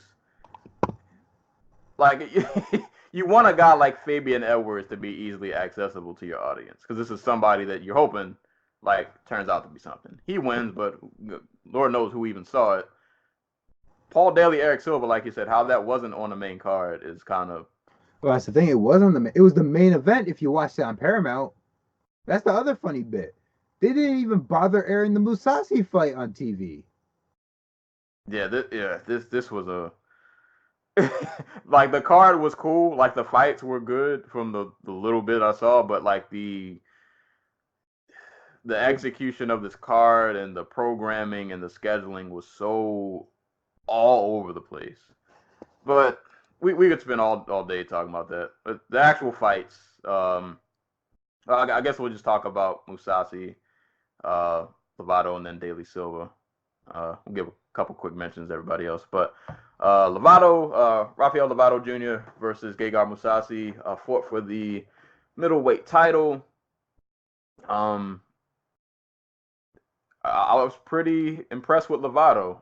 It was one of those fights though where Lovato didn't inflict like a lot of damage as much as he was just able to really control Gegard. Not saying he didn't land anything, but it was a lot of him actually being able to get Gegard down more than I thought he would, to be honest. Thought Gegard would make him work a little hard. Well, he did in round 3, but like for a lot of this fight, Lovato was able to get Gegard down. He was able to threaten with a submission, or even if he wasn't threatening with something, he was passing guard. He was trying to advance. He was doing what like Darian Caldwell should have done against Horiguchi, where like if you're gonna take him down, at least try to like advance position, like work, make it look like you're trying to do something. Right. So yeah, he was able to do a lot of that. Like I said, he did threaten with a few submissions. The fight, you thought it was gonna turn. I think that was in round 3 where Gegard rocked him. He dropped him, I think, with like an uppercut. That was round 4. Round He did win round 3 though, because he got on top and just like, what's his name had the back. Lovato had the back triangle like locked in. Mousasi just grabbed one of his arms, pinned it to the mat, and then turned around and proceeded to just throw. On him. Yeah, just freaking like bombed on him from top position. Like this fight was really aggravating. Like I'm used to Mousasi being like listless and like not having the urgency, but like it seemed like he had like just complete disregard for like everything that Lovato like was doing. Like not like that, not so much that he underestimated, so much as like, he just straight up didn't care. Yeah, he was just kind of a body, just kind of out there. I mean, he had to know in the latter half of this fight, like this is pretty close because Lovato definitely took the first 2. Mousasi stole the third at the end. Mousasi won the 4th round pretty big because he dropped him. He had Lovato in all kinds of trouble. But Lovato came back in the 5th, pretty re-energized, got back to his game, and I give Mousasi props because Lovato, if you know him, you know his jiu-jitsu credentials. Like the fact that he was able to spend that much time on the ground and not get submitted, that's something. But at the same time, it's like you got to do a little more than you can't just not get submitted. like you can't fight to not get finished. Like you have to actually do something. And outside of those few moments where he did have some explosive offense, like he was just kind of there. But I got to give props to Lovato for his skill set. Like he was really able to just take Gegard down, and he had really, really good control. And Mousasi was not able to offer much of a resistance, or not enough to win the fight. So Lovato Jr., your new Bellator middleweight champ, want to be a majority division. Top 10 middleweight in the world now. Yeah, and that kind of like pressuring, ground game he has, that'll give anybody problems. Like it's not a guy you really want hanging on your back for too long, because he's gonna put you in a bad spot, and it's not gonna be a good time. Yeah, like I picked Gegard Mousasi pretty comfortably. Like I did not give Lovato Jr. much of a chance to win this fight. I didn't realize how big as fuck he is for this division. Like he's a light heavyweight in there, and two, like he has a pretty good variety of takedowns.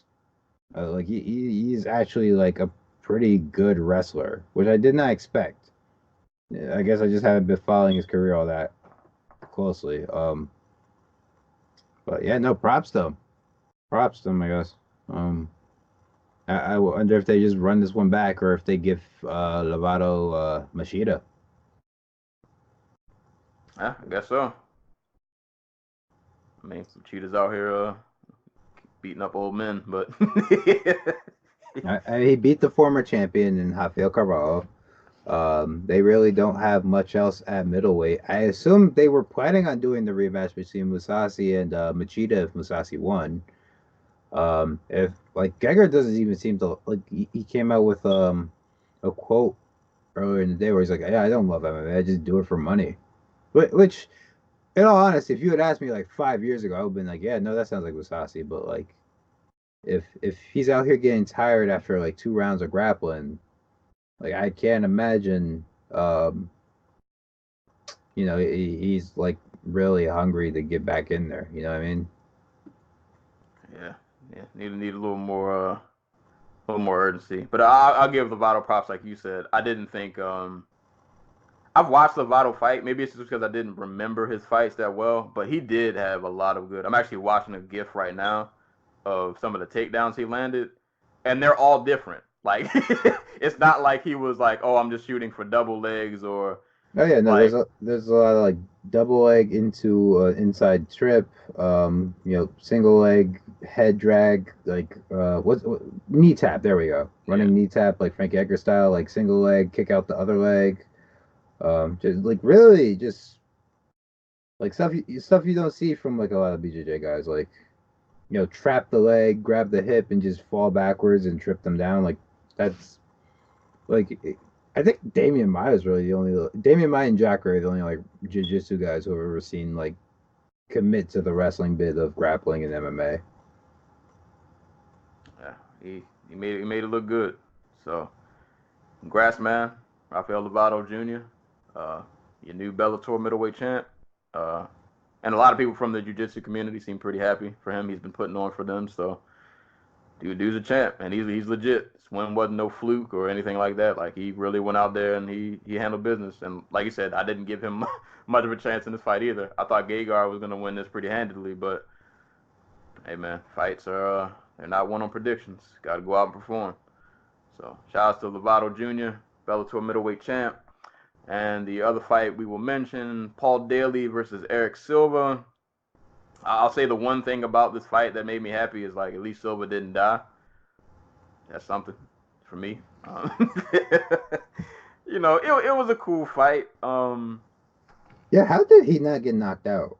Yeah, he ate because he ate some shots. He ate some. Daly landed a couple uppercuts that he put his whole soul into, and somehow Silva was still standing. So yeah, I got to give Silva credit on that end because I want to say it was the second round where Daly had him in trouble. Might have been the first. But no, yeah, he definitely rocked Silva a couple of good times. Caught him with like he did like a flying not karate kick, but like I don't know what that little flying kick was he did that he caught Silva with, but that like partially landed too. Silva had a decent. I understood what he was trying to do in the first round. He immediately went for the takedown. I was like, oh, he's going to try to just stifle Daly's game. He knows what his weakness is. And it worked, I think, for the first round. But after that, Daly wasn't having none of that. Tag Silva up. Silva was throwing back, but you kind of got the feeling like as long as Daly doesn't get clipped, he's probably going to have this fight in the bag. It was a fun fight, but Silva's just not, we've had the Silva discussion too many times. I'm not going to have it again, but he's, yeah, I don't really know what else to say, but entertaining fight, good performance from Daly. Put hands and feet on Eric Silva and had a nice little entertaining 3-rounder. So Paul Daly won that unanimous decision. You catch any of these other fights or? I caught a small glimpse of Fabian Edwards and Jonathan Basuku, and I caught a small glimpse of the James Gallagher fight. But I didn't see enough of them to honestly really break them down or pay attention. I want to say, was the Kate Jackson fight the one where she had her mounted and was just wailing on her? Yeah. Okay, yeah. That I do remember. I kind of jumped around a bit. Well, I'll let you go because you might have seen more than I did. No, that's basically like I was just fed I was fed up with the schedule because I was I skimmed through I saw the Kate Jackson fight when I tuned in for the prelims. I'm like, okay, I like Kate Jackson as a prospect eventually to fight Illuminated McFarlane. It's just an interesting grappling matchup. So I'll tune in for that. I watched that.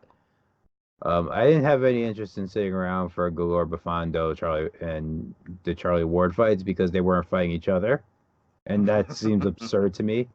I'm kind of mad I missed the Alfie Davis fight because I saw a thing of him axe kicking a man to death, which you don't see a lot. So I was like, oh, he seems interesting, but I didn't get to see it live, so I didn't go, and I haven't had time to go back and watch it. So I tuned in, and okay, it went to a fight between Charlie Leary and Chris Bungard that Charlie Leary won, and then I tuned out because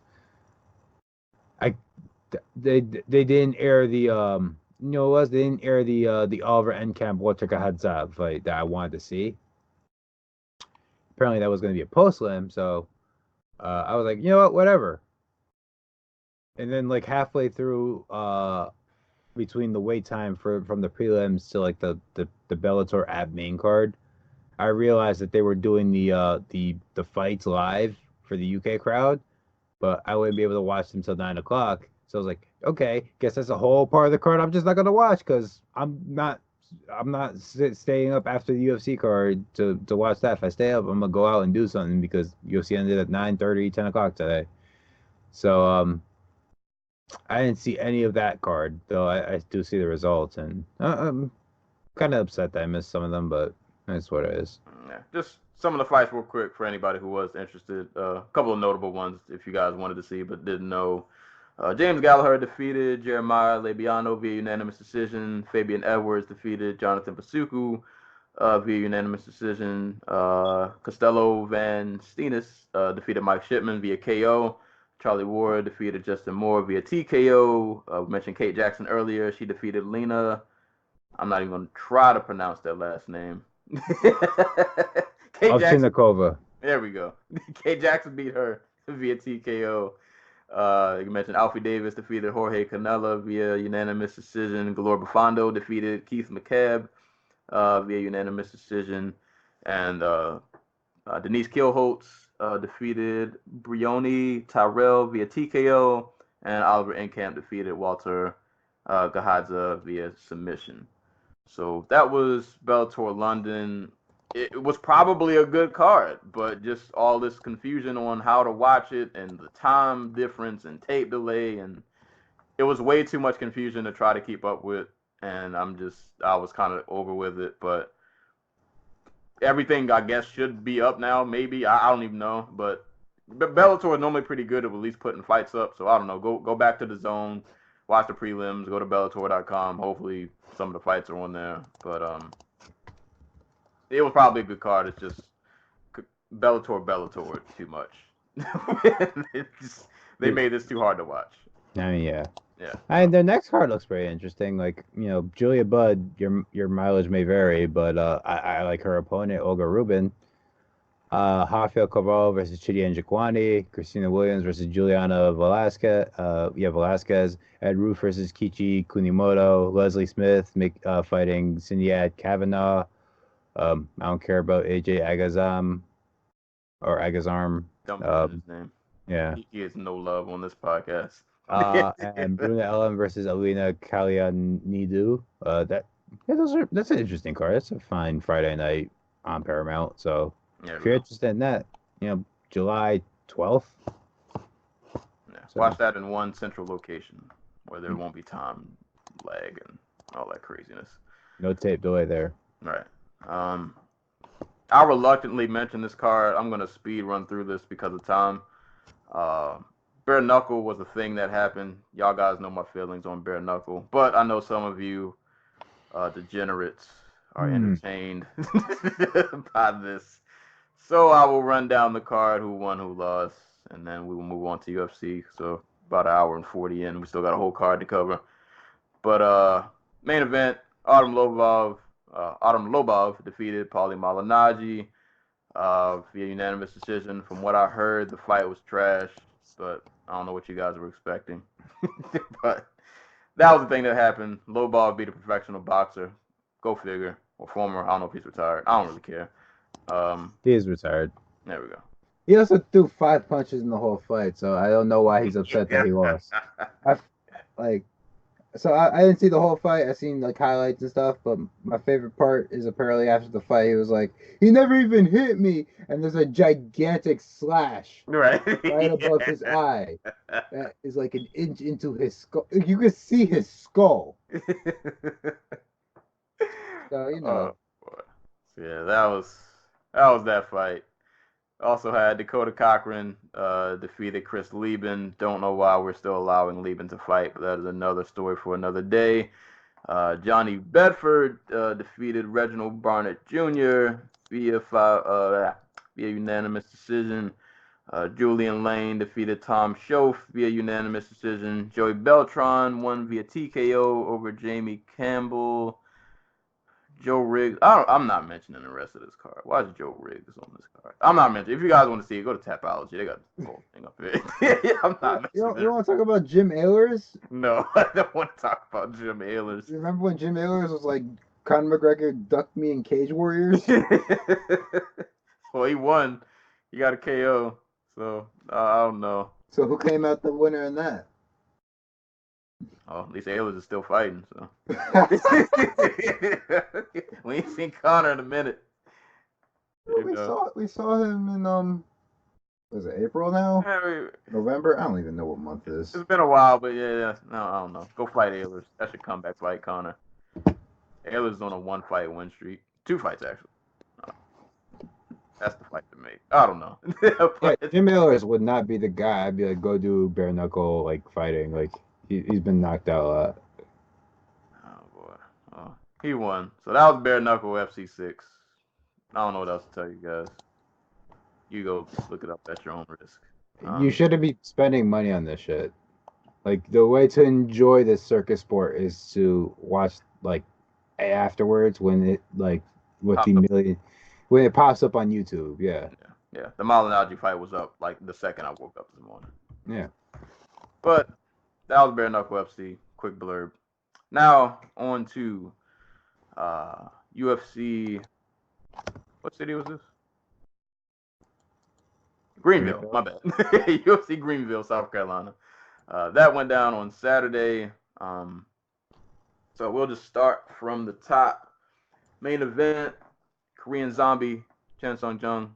Nobody calls him by his real name. Everybody. I feel like even in articles they just write Korean Zombie. They don't even put his name. Versus Renato Moicano. Not a ton to analyze this fight because, boy, they did not last long. Came out, I don't know, pumped a few jabs, a few feints. Moicano threw. Korean Zombie beautifully slipped the punch. Came over with an overhand right. I thought Moicano was gonna be dead from the overhand right, kind of similar to the way Doumbe cracked Nabiev. I thought that one hit would have been over, but he cracked Moicano, dropped him, landed some ground and pound, ended up taking his back. Moicano tried to survive, ate one too many punches, and it was over. Like the fight, it all happened so fast. Props to Moicano because that first punch he ate should have probably like killed him. Yeah. Like that's one of the cleanest overhand rights you're ever gonna see land on a human being off of a slip. Yeah, and like it's just the slip made it so much worse because like I don't even know if he was really expecting that, and yeah, it just floored him. But it's so there's not a lot to analyze. Like Korean Zombie killed him. He mauled him. So, funny story. This is Korean Zombie's second win since he beat Dustin Poirier in 2012. Jesus.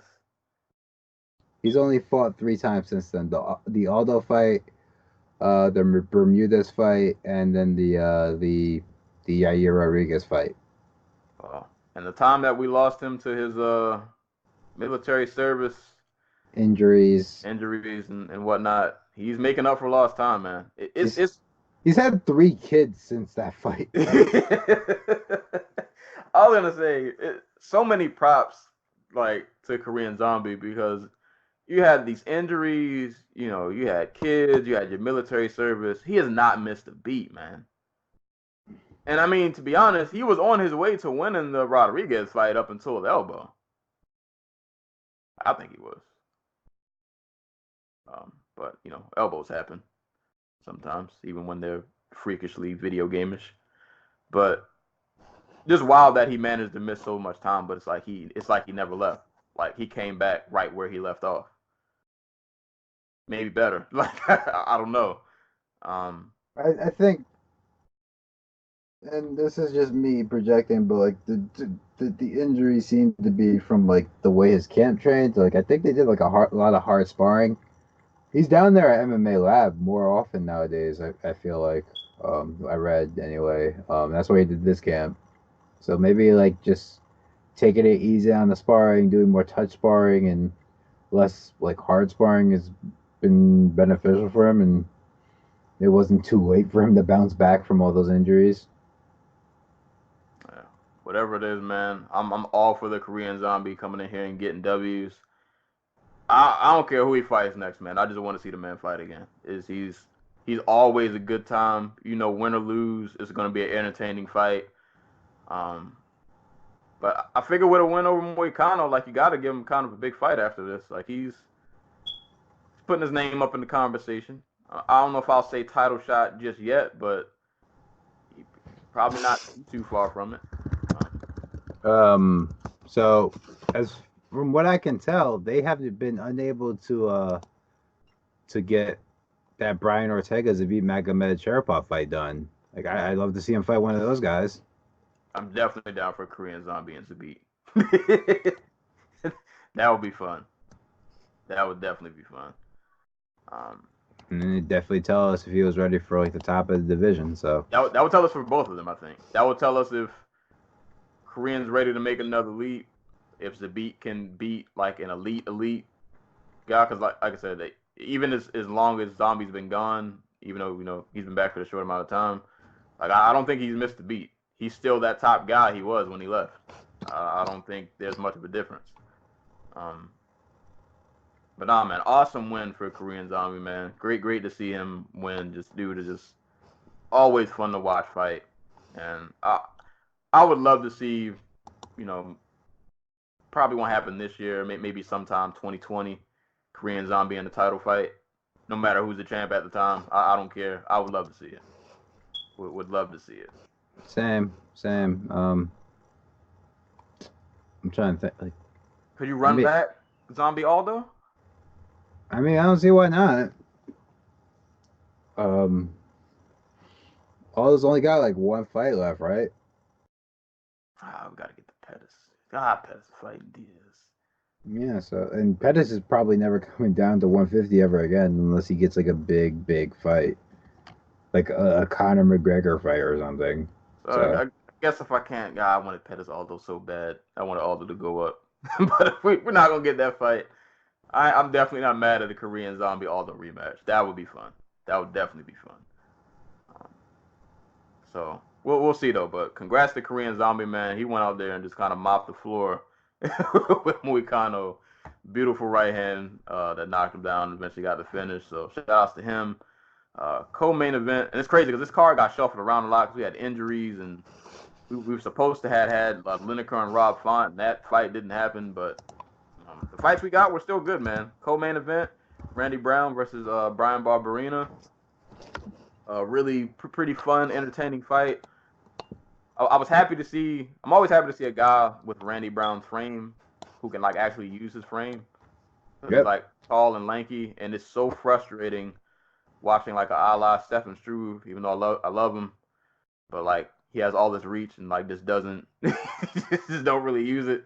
Like Randy Brown understands like, oh, I'm long and lanky, my legs stretch halfway across the cage, so I'm just gonna body kick you with this front kick from where I'm at, and you can't really touch me. Lots of good body kicks that Brian Barberena clearly felt. This was a fun fight. Like, you know, Brian Barberena is gonna bring it every time. Randy Brown was just really good at utilizing distance. Barberena couldn't really get inside much. Those body shots really just started adding up, and you could tell just over the course of the fight they just really started to hurt up until that finishing sequence. I feel like I'm drawing a blank on what happened in the second round because I feel like Barberena had a good second round. I just can't remember what happened. It was a better second round, but it's one I thought he lost. Like he was able to be. It was a little more aggressive. And he was able to neutralize some of Brown's work by forcing the fight into the clinch and like being the instigator, but like he was still getting turned. He still wasn't like able to come forward as much as he normally is. And like one of the things Brown did that was really great is that when Barberena would move away, he just didn't chase him. Like he didn't he didn't try to convince himself that he had Barberena hurt and tried to chase him down and then just walk into something like some of the other people that Barberena has fought. And it was just like this is the best performance of Randy Brown's career, like by far. Like the boxing was on point, like just wonderful use of the jab. Great at sticking Barberena at the end of his reach and just not falling into the trap of like having these prolonged exchanges where Barberena could just like crafty himself into the into distance where he can land that right hand. And like you said, the body kicks. Like he's always been a kicker, but like that I think this was the most aggressive we've seen his kicking. Just the I guess it was a push kick that he landed to the body in the third that started. That started it. Yeah, like just really great stuff. Like, and shouts to his corner, who after the second round, and Brown was like, "Am I up 2 rounds?" And they were like, "It doesn't fucking matter. You need this round," and just basically psyched him up to go out there and get the finish. Yeah, and that's good to see. Like you want, and that's how you get a performance out of a fighter like that. Like don't be out here trying to coast the third round. Like especially against a guy like Barberena, who you know. He's a wild man. At any moment, the fight can turn back in his favor if you let him claw his way back in this. So you gotta put him out. Yeah, good body work, and I like that he kept going to the body because a lot of we've seen guys land a shot that clearly hurt the opponent, and then they like go for a takedown or do something stupid. Like I like that he didn't abandon the body shots. Once he had Barberena hurt, backed him up against the cage, landed a few more good shots, and then I think he crumpled him with like a hook to the body that just kind of dropped him, and that was it. But no, great performance from Randy Brown, man. A lot of fights on this card were like a lot of these like mid-tier kind of fighters putting on like really solid performances. Yeah, like a lot of like range dynamic too, because like this fight. The Lipsky McCann fight, the Wynn Spicely fight, the Ewell Anderson Dos Santos fights were all basically just like, here's a really tall guy who wants to keep you at range, here's a really short guy or a shorter guy or girl who wants to get inside and like do damage there. And there was just varying degrees of success. In fact, the main card was just the rangier guys having that type of success, and the prelims were the shorter ones having all the success. So it was just really funny dynamic Man, that we saw play out over and over and over again. right. All the lanky guys watched the guy fight before. I'm like, all right, he threw the left. All right, through the in the back taking notes. But congrats to Randy Brown, man. That was a really, really great performance. He won via TKO in round 3. Moving on, as you mentioned, at bantamweight we had Andre Ewell or Ewell. It's Ewell. Oh yeah, yo. Yeah, Andre my Ewell bad. versus Anderson Dos Santos. This was another really fun, just back and forth scrap. Ewell was landing that left hand, boy. That straight left down the pipe was money. He caught Dos Santos with that a good number of times. Like that, like so anytime Ewell had to come forward and like throw more than like 3 or 4 punches, he got really sloppy. But he also had like a 10-inch reach advantage. Right. So he did a really good job of just like, okay, I'm not going to come all the way in. I'm going to take like half a step and throw this wild hook, but it's going to connect because Dos Santos is still in my range, but he can't touch me. Like, yeah, just beautiful, like, use of the left hand, the step back counter left hand. Dos Santos just had, like, for the first 2 rounds anyway, Dos Santos just had no clue how to, like, get inside and actually do anything. Anytime he tried to, he just got clipped. Ewell fast, too. Yeah, he has dude's got some hand speed on him, man. Just his instantaneous, like, chin checking. Right. Yeah. I like Ewell as a prospect. I think the only thing in this fight that I don't think it bothered me, but just something I noticed, and I think it's kind of the same in some of the other fights I've seen from him. As fun as this fight was, and you kind of knew Ewell was on the way to winning, but I do feel like Dos Santos got his takedowns rather easily. Oh yeah, like especially in that 3rd round where he should have been the most tired and the most hurt. Right, and he was still able to get takedowns, albeit Ewell always found his way out of the bad spot, but he did get mounted. Yeah, he did. Pretty easily too. That's the bad. That, like, I'd be fine if Ewell was just getting taken down, but like, he's getting his guard passed pretty easily. Yeah, and it's like if he can't, there's some pretty good wrestlers at bantamweight. You don't want that to be the, so some guys are gonna be able to take you down and just keep you there. Luckily, he was able to have so much success on the feet, and it ultimately won him the fight. But just something that he should probably work on. I'm pretty sure he's. I'm sure they got him working on it. Yeah. Just something to look out for. But no, I like him as a prospect. I think he's been looking pretty good lately. Like I said, this really good hand speed, nice countering. The straight left is money, and his fights are pretty entertaining. So. Shout out to Andre Ewell. That was an awesome fight. Definitely one to go back and watch. Moving on down to women's flyweight. Andrea KGB Lee versus Montana De La Rosa. I feel like De La Rosa went into this fight like, all right, I might get tagged up on the feet. If I can get a takedown, good. Be fine. Everything will work out. First round comes, exchanges on the feet. Lee caught her with one of them real hard jabs. She was like, all right, enough of this. Goes for a takedown. And then Lee starts getting back up. Like, Lee had like the Derek Lewis moment where it's like, all right, we're not doing this anymore. I gotta get back to my feet. I mean, that was his whole fight. Yeah. Like, once you realize that, like, De La Rosa could get a takedown, but she couldn't hold Lee down for like more than like 10 seconds. It was like, you're in trouble. Because Lee was, getting off strikes. She's slipping punches. I want to say, I don't remember what round, but De La Rosa's nose or somewhere on the face was bleeding.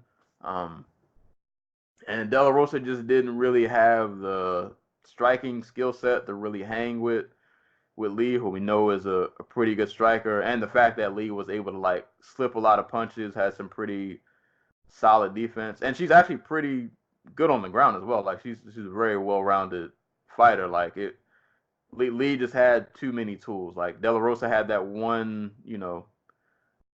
these takedowns that I guess she was kind of leaning on to maybe win her the fight, but once those couldn't get going, there wasn't really much else she could do. Lee was pretty much better in every other area. What were your thoughts on the performance? From I get positives first for Lee. When she let her offense go, like she is really fun to watch. Like super clean techniques, hits pretty damn hard. She's really strong. She's really athletic. Like that's how she was able to springboard herself out of a lot of those takedowns. Or like, it's not just athleticism. Like, she would use her strength to create openings for her to get the like underhooks. For example, when Montana De La Rosa would try to like go for a double, like, she would drag her body up, pop De La Rosa's elbows, and then go in and dig for underhooks with both arms and turn around and have her back push De La Rosa against the cage. So like from that perspective, like she's great. From the perspective of she's like one fight away from fighting Valentina Shevchenko, because everybody in this division is, she's gonna have to dictate where the fight takes place more. Like it's one thing to be like, okay, I can get up when somebody takes me down. It's another thing to be like, okay, not only can I stop the takedown, but I can disengage so that they don't get a second shot in. Right. Or I can completely nullify any takedown attempt by not getting pressed into the cage in the first place. And from that perspective, De La Rosa was basically able to get Lee to the cage whenever she wanted. Like it took a bit of like, head down, eyes up, like nose to the ground, nose to the grind type stuff. But like basically, whenever she wanted, she was able to push Lee into the cage. Like this fight mostly took place along the cage. If you're Lee, you want the fight to be taking place in the center of the cage, where you're going to be able to have like more options over how to dictate like range and pace and just let your offense go. So from that perspective, like she still has a lot of work to do, and that's something we saw against Roxy. When she fought Roxy, like her second or third pro fight ever, like Roxy was able to push her back and dictate where the fight was taking place. That doesn't just mean like on the feet or on the ground so much as it does, okay, we're at range, we're not at range, we're all in the cage, we're not all in the cage. Like you're on the defense. Oh, you're trying to do. Oh, I'm being reactive to your offense, like that type of stuff. Like that stuff she has to work on. I'm sure she has. Like this was way better than her first efforts against somebody like this. But like I said, she's probably one or two fights away from fighting Valentina Shevchenko, because let's be real, there's no real hierarchy in this division. Right. She's won 3 fights in a row. Like, yeah. So it is. It's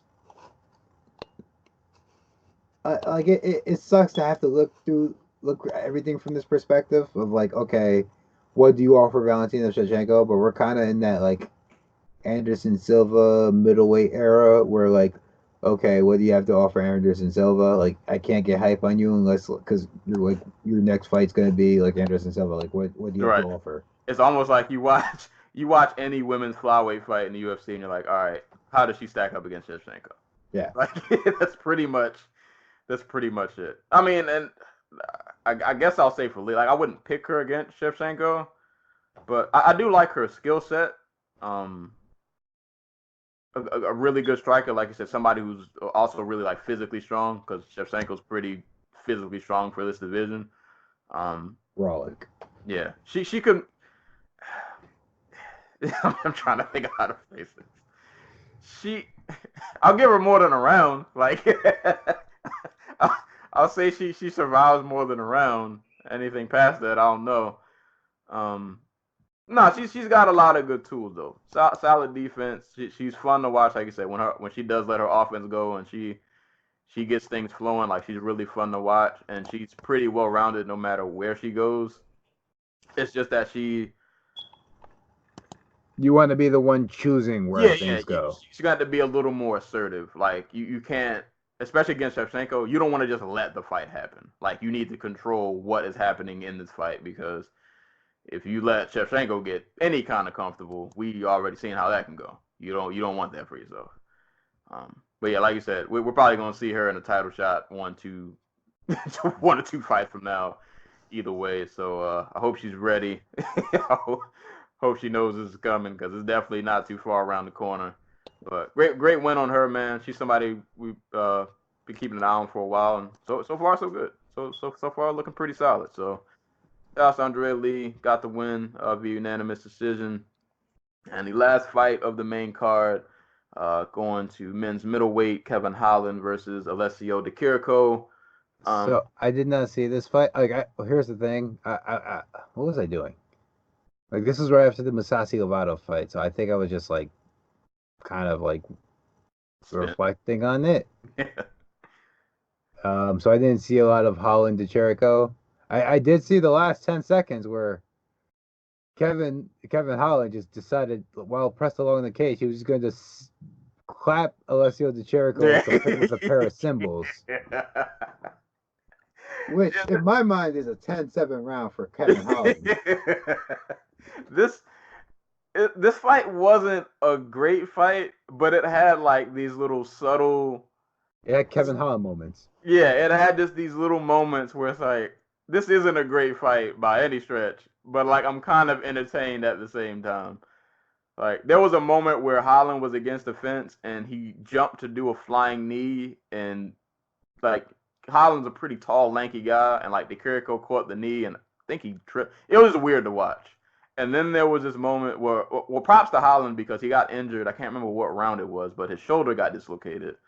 And there was a really hilarious moment where, like, I don't know if the Kiriko really knew what happened, but like clearly Holland, like after the round, he was pointing to his shoulder, and he goes back to his cornerman, and the cornerman is still mic'd up, so we can hear everything. And he leans over to his corner, and he's like, "Yeah, popped out again." He's like, "Yeah, my shoulder," and they were like, can you lift it above your, can you lift it above your head? We can just pop it back in. So he's having this back and forth. And then I can't remember if it was the ref who came over or like one of the doctors. And I guess they overheard him. And they was like, "Oh, what's wrong with your shoulder?" And he was like, "Huh?" It was like, "Yeah, your shoulder okay?" He's like, "Huh? What you mean? My shoulder's fine." I was like, "No, your shoulder, you said it's hurt." He's like, "No, I didn't say that." Like, they just had this really wild Kevin Holland back and forth exchange. But no, he went out. He fought a hard third round with his shoulder, I guess, still hurt. It wasn't like a great fight. There was a lot of stuff going on against the cage. Yeah, I don't know. It wasn't really a ton going on, but just these little subtle Kevin Holland moments that kind of made it fun to watch. And then the post-fight interview was kind of funny. He was making fun of Di Chirico, like, "Oh, he's complaining and hitting the cage and doing all this yelling. Like, I don't know what's wrong with this crybaby." I don't know. It was a weird fight. Well, not the funnest fight. I don't really have a lot to say about it, but just subtle Kevin Holland moments that make you appreciate Kevin Holland. Kevin Holland is the best bad fighter in the UFC. The guy's a bad. I'm gonna defend him. He's okay. I don't think he's a bad fighter. He ain't winning no championship anytime soon. I hope he trolls his way to a UFC title shot. Hey man, I'm all for it. I think he's pretty solid. He's just one of those like mid-tier, just he'll float around there. He'll give you some fun fights. He'll give you some good sound clips. Now my expectations of him aren't too high, so I'm not looking to like watch a Kevin Holland fight and be like, "Oh my God, he won via," I don't know, just think of an impressive finish. I'm watching a Kevin Holland fight to get one fun sound clip. He'll talk some trash. I just want to be entertained, and if I can get that from a Holland fight, I'm happy. This fight wasn't so much entertaining on the fight side, but just like I said, these other little subtle moments that kind of made it interesting to watch. So I don't know. I'll take it. But Holland won via unanimous decision. So that was that fight. So that was the main card of the ESPN Plus portion. Pretty dope main card. All of those fights were awesome. Like the Holland one was obviously probably the worst, but everything after that was pretty awesome. Like a lot of good performances, blood going everywhere. It was a lot going on. Like I said, a lot of you got to see a lot of guys who were just kind of like in the mid-tier range of their division put on really good performances. And then, of course, in the main event, you get Korean Zombie showing that he's still the Korean Zombie. Like, he's still here. Moving on to the prelims, which were on ESPN. Also had a couple of okay performances. Some fights I would have rather not seen, a la Luis Pena, Matt Wyman, but we'll get to that. Prelims were headlined by Dan Ige versus Kevin Aguilar. Did you get a chance to watch this? I did. I don't recall in great detail that was a really fun fight. Yeah, that was like the Lovato Mousasi fight was happening at that time, so like I was like kind of more focused on that. I did see Ige drop Kevin Aguilar, in the first round. Yeah, I don't know if I was sleeping on Ige. I was like surprised at how much he was able to hurt him. Did he just knock out Dan Henry, or not Danny Henry? Crap, what's the guy's name? The guy who knocked out Oh yeah, Danny Henry. You had it right. it was Danny Henry. Okay, Yep. cool. Oh no, he submitted him, but He submitted, but he knocked him down first. Yeah. I don't know if I was just sleeping on Ige because I've been following Aguilar because I follow a lot of the LFA guys, so that's where I knew him from. And if you've seen Aguilar, man, you know that dude can crack, man. And I was surprised at how much Ige looked sharp, man. He picked his shots really well. Like I said, I can't remember a ton of detail in terms of like technique, but like I said, he was able to drop him. He was winning in a lot of areas of the fight. Like it was entertaining and back and forth. But Ige was getting the better of a lot of the exchanges. He was able to get Aguilar to the ground. I think Aguilar did reverse him, I want to say, at one point. But Ige looked sharp out there, man. Just landed a lot of good shots. He busted Aguilar up. I was surprised that Aguilar wasn't really able to hurt him. Because like I said, if you've watched Aguilar fights, you know dude can crack. And Ige just put on a really, really fun, solid performance. And how many wins in a row is this? 1, 2, 4 wins. Mike Santiago, Jordan Griffin, Danny Henry, and then Aguilar. So yeah, his only loss in the UFC was his debut. Well, I don't really count the Contender Series, but yeah, his only loss was the Julio Arce. At least in the UFC, has been his only loss. But since then, man, dude's been really solid. This is a really good performance. Aguilar isn't an easy out, and he went in there, man. He really handled business. I was pretty impressed. So shout out to Dan Ige. Hope he got his blood back. Remember that? that was a wild story. If you guys go back and listen to some of our prior episodes, there was an incident when Dan Ige got his blood stolen. That was crazy. But man, props to Dan Ige. That was a really, really good performance. Moving down at women's strawweight, we had Ashley Yoder against Suri Kondo. Suri Kondo won the entrance music battle. That was probably about it. Kondo couldn't really get much of her striking going because Yoder was able to take her down pretty much every round. I was surprised at the scorecard. Like, I knew Yoder was going to win, but the scores were 30 to 26, 30 25, and somebody scored a 30-24. Like, I don't remember Yoder, like, battering her as much as she definitely won. I was just surprised at how lopsided, How do you give Yoder a 10-8 in that last round where she almost got submitted? Yeah, I don't know. I don't know. Yoder definitely put in work, able to just get a lot of good takedowns, pretty much enforced her game plan. Kondo couldn't get much of her striking off at all. I don't remember the fight in ton of specific detail, like I said, other than just Yoder just was able to pretty much take her down at will and kind of just do what she wanted. I don't know. You remember this fight at all in detail? Yeah. No, it was a lot like you said, like Yoder taking Kondo down. Kondo had some moments in the early second round, and like I said, she almost submitted Yoder with like the 5 finger choke in the third at the beginning of the third round, but it was mostly Ashley Yoder taking her down, um, threatening for the rear naked choke, or like occasionally going for an armbar and just getting it blocked. And it was a bad performance, but like it wasn't on a card full of like memorable fights that went the distance. Like you want to stand out and like a submission at strawweight is like a finish at strawweight it can really help your career. A lot of those fights end up going to the decision. So like being able to go out there and finish girls is always like really a cap in your feather. Yoder couldn't get that done here. 30-24, kind of a head scratcher. I can see 30-25. But yeah, no, it was good performance from Yoder. Like she started her UFC career off. Honestly, she was like 0 and yeah, she was 0-3 to start her UFC career. So like back-to-back wins, really big deal. Keeps her in the UFC. Like she's the woman who fought Mackenzie Dern to a split decision, right? Was that her? Yep. Well, like I said, back-to-back wins keeps the lights on, and that's always a good thing. So, congrats to Ashley Yoder.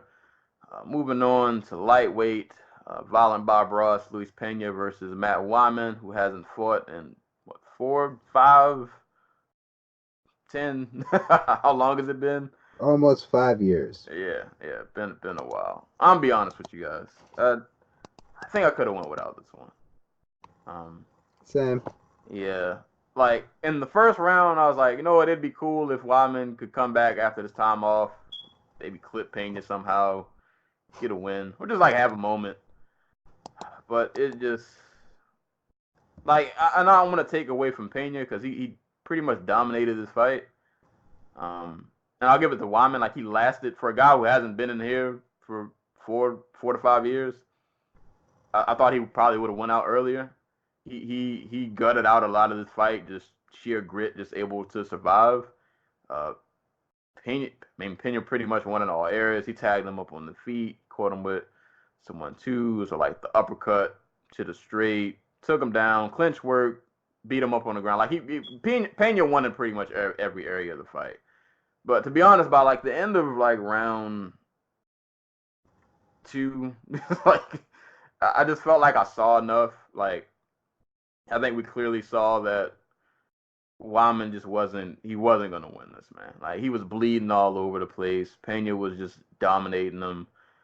And it was one of those fights where it's like, all right, this isn't even really fun to watch anymore. Like, dude, just get your guy out of there, man. He doesn't need to see a third round.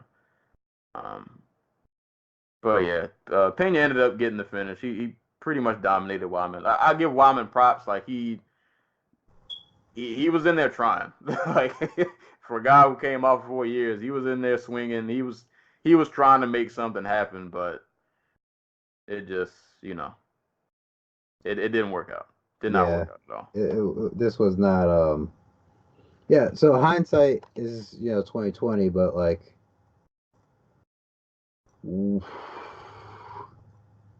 Like why? Yeah, I don't even get this why fight. this. This fight felt like more like this was a get Luis Pena over fight. Like it was there to make him look good, and honestly, it didn't. Like I'm not like I feel like that fight should have been over in about like half the amount of time it was. So maybe that's just me being like stingy, but you're not gonna get like that fight could have been and should have been stopped in like the first or second round. Yeah, like you want to give him props. Like I said, I don't want to take away from him. It's like a win over Wyman. It's like I don't. A guy who hasn't fought in 5 years, and since he's been gone, like the division's just been getting bigger and more athletic. Right. And you look at his frame when he came out, and it's like, hey, yeah, like it's a win over Wyman. Like I can't really jump for joy. It's like you were supposed to do this. Yeah. You know, it's like when you're, it's like the NCAA tournament. You're the one seed playing like the lower seed. It's like, yeah, you were supposed to blow them out by like 20. That's supposed to happen. Like I can't really. Well, you want a cookie for it? Right. Like I don't want to take away from your performance, but it's like that's kind of what's supposed to happen here. I don't. Yeah, I don't really have much for that fight, to be honest. But Pena won via TKO, round 3. Make of that what you will. Next fight, which lasted all of 9 seconds. Why does he have to have this name that's so long? I just call him JR. Jairzinho Rozenstruik. Versus Alan Crowder. This fight ended in literally like 4 punches. Rozenstruik caught Crowder with a jab that kind of just stunned him, dropped him, landed like 3 shots of ground and pound, and that was it. Yep. Dana snapped 4 punches. 2 in a row for Rozenstruik, right? 2 or 3? 2. I want to say in the UFC it's 2 in a row. Yeah, I don't think he's ever lost. Yeah, he's 8-0 in his career, but he's 2-0 in the UFC. Back-to-back KO wins. Biggie Boy, as he's so aptly nicknamed, coming off that head kick KO over Junior Albini. Oh yeah. Yeah, came in here and got Alan Crowder out of there in like less than a round. So. Good on him. Or like less than 10 seconds. Like I think this was like the second quickest knockout in UFC heavyweight history or something. Yep. Boy, that's wild. You do all that training, and in under 10 seconds. Jesus Christ! But good win on Rozenstruik, man. Especially at heavyweight, always in need of new faces. Hopefully he can just be a guy who can just come in and throw leather. Like at the end of the day, that's all we need at heavyweight. Come in, throw leather, be halfway competent. Hopefully everything else falls into place. All these African heavyweights, bro, just out here doing it. Yeah. Shouts to Suriname. Keep it going. I'm 100% sure I said that wrong. They gonna pop up on the listener. Oh wait, Suriname's not in Africa. It's in South America. I knew that. Why did I say Africa? I see. They're gonna pop up in the listener stats now. I can take them. But nah, yeah. Shout outs to Rozenstruik. Looking forward to seeing what he can do. Just a new heavyweight face on the scene, and hopefully he can keep these kind of knockouts going. It's been fun to watch. So I'm all aboard. I'm all on the train. I hope it keeps going. So congrats to him. Second fastest knockout of all time in at least UFC history. Moving down to women's flyweight, Molly McCann versus Ariane Lipski. I just remember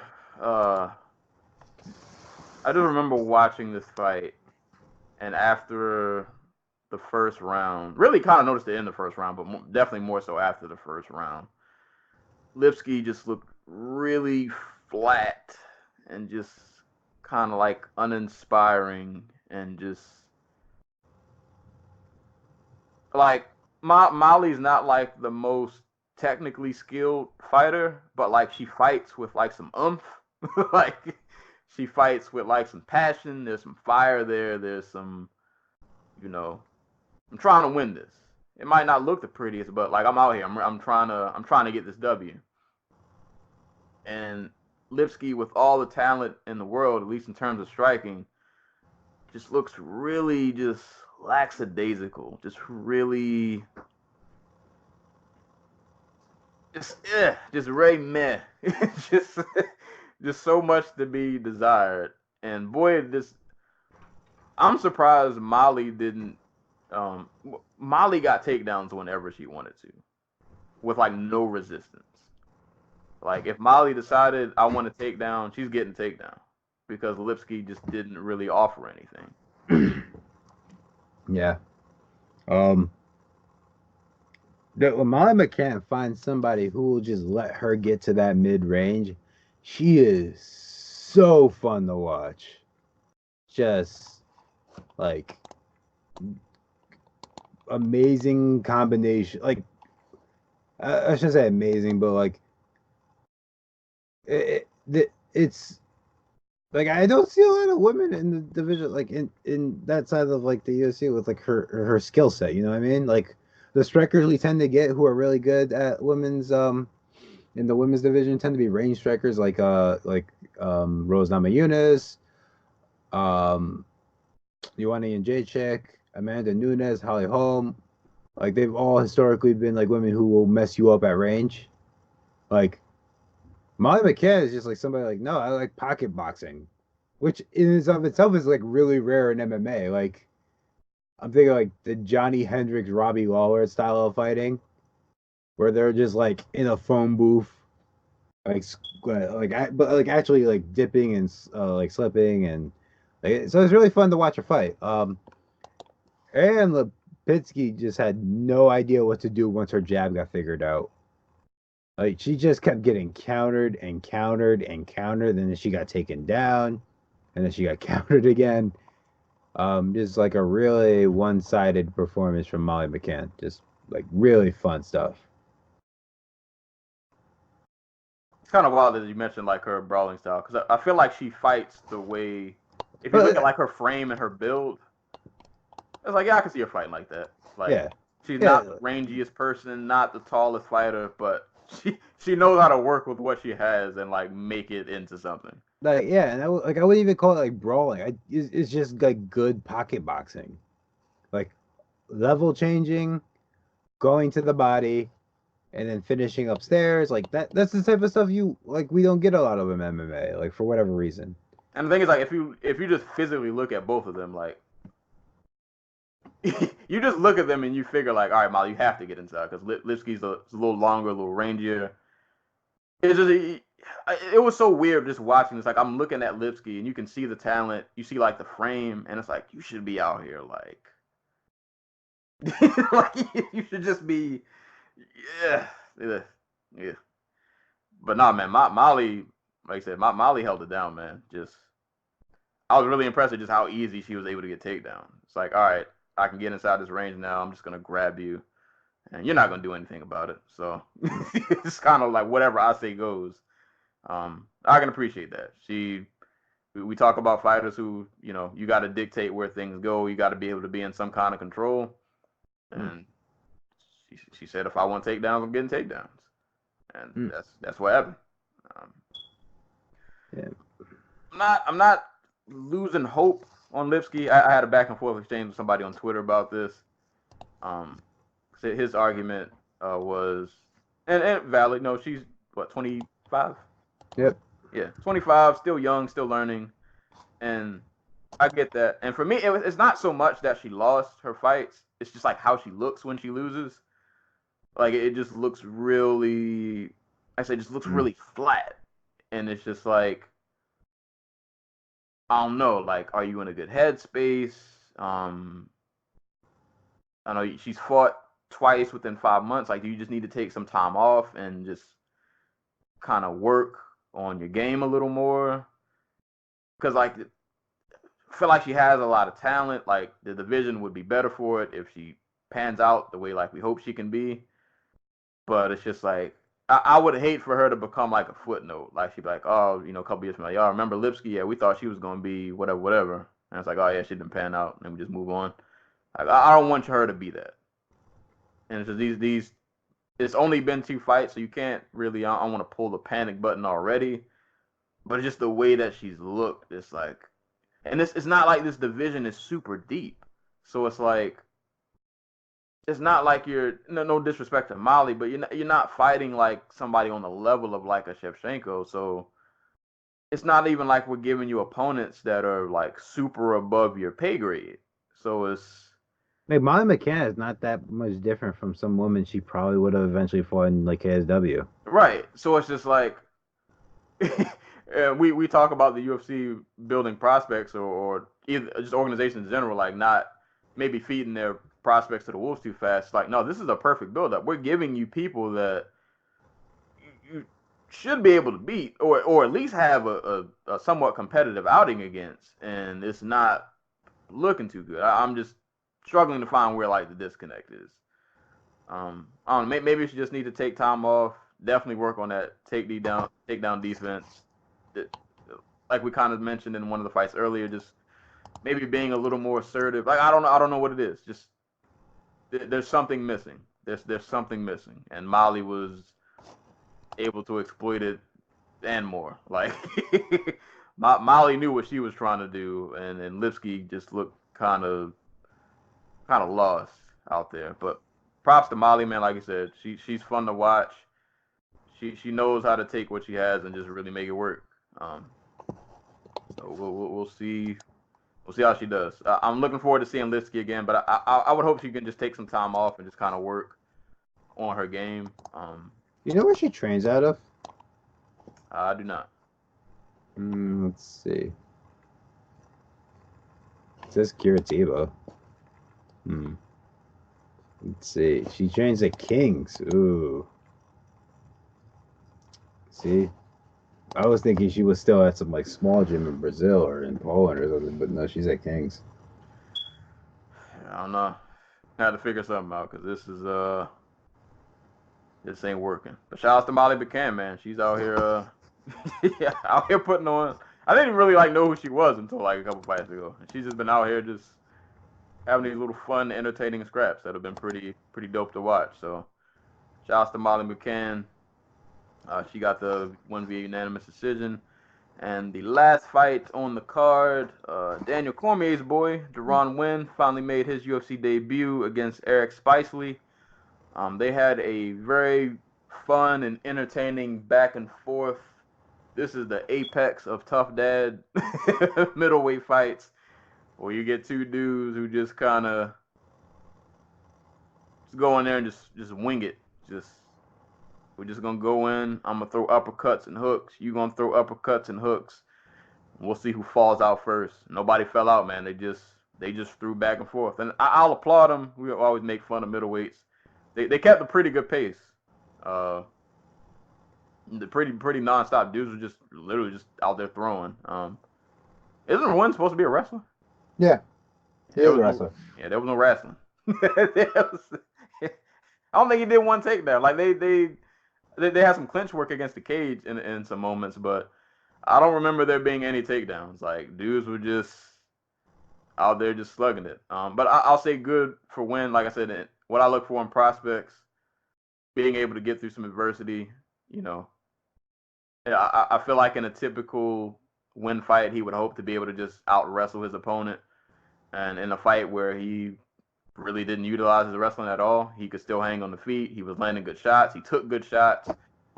Never really panicked. Had a nice, just survived a nice grueling fight and looked pretty decent doing so. And a prospect, I like to see things like that. When the fight doesn't go the way you would hope, like what else can you resort to? And he showed that even with his very short and stubby frame, kind of in Cormier-like fashion, where I think a lot of the guys he fight will probably have a height and a reach advantage over him. I mean, he has the exact same style. Right. It literally is like Cormier Jr. Like that really just kind of short, stubby dad bod, but he has a lot of good tools and he can still make it work. Like really, pretty decent hands. He can throw pretty hard. He bloodied Spicely up a bit. And just was able to survive a grueling fight. Like I said, he really is like Daniel Cormier. Like you can definitely look at him and tell that he's kind of cut from that same cloth. But how'd you feel about the fight? I like a lot of Wynn's individual characteristics. Like you said, like the DC style approach to fighting, which I think is the best for his build. He is a 5'5" middleweight. I don't think we've ever seen that type of height disparity in MMA before. Where you're like a 5'5", 185 or something like that. But from the flip side, it's just okay, the reason DC style works so well is because people are afraid of the takedown, and when they're not, they get taken down. DC got lit up by Volkan the first 2 minutes of their fight, until DC got his timing down and was able to just duck under and take him down and beat him up. Darren Wynn can't go out there and have this exact same type of fight. Like there has to be places in the fight where he's able to get on the inside and get the other guy down. And that's another thing. Like even if DC can't get the other guy down, he tends to be like a really great clinch fighter where he'll go chest to chest and just be able to dirty box with somebody. Like anytime Darren Wynn got to the clinch here, Spicy would just grab the back of his head, consequence free, and just knee the crap out of him. And that was especially like prevalent in the third round where he got rocked by one. So like those, like if I'm to win and I'm looking at a table of this fight, like those are the two big takeaways. I mean, you got to get your wrestling going somehow, and I don't know if that's going to work with the height disparity he's going to be facing in this division, where it's just like, okay, like DC's like a special type of wrestler where he's able to get high crotch takedowns, just based on his size, like from a size standpoint, where he's able to take these guys down who are like 6'4", 6'5", from the high crotch. Like I don't see that for Win. Like he's just gonna have to find a way to get guys down though. Like, and he's gonna have to do better from the clinch. He can't just let people like tie up his head consequence free. Yeah, I was gonna say like these middleweight guys are only gonna get bigger. Like there are gonna be a lot of guys if they clinch you. That's gonna be a problem. Like there's just some people in this division you're not trying to really eat knees from. But first fight. First fight. Yeah, there's only 6 fights in. Like there's only 6 professional fight. Yeah. They look great. For a 6th professional fight. So props to them. You got that $50,000 bonus. All right. Came in and gave us a nice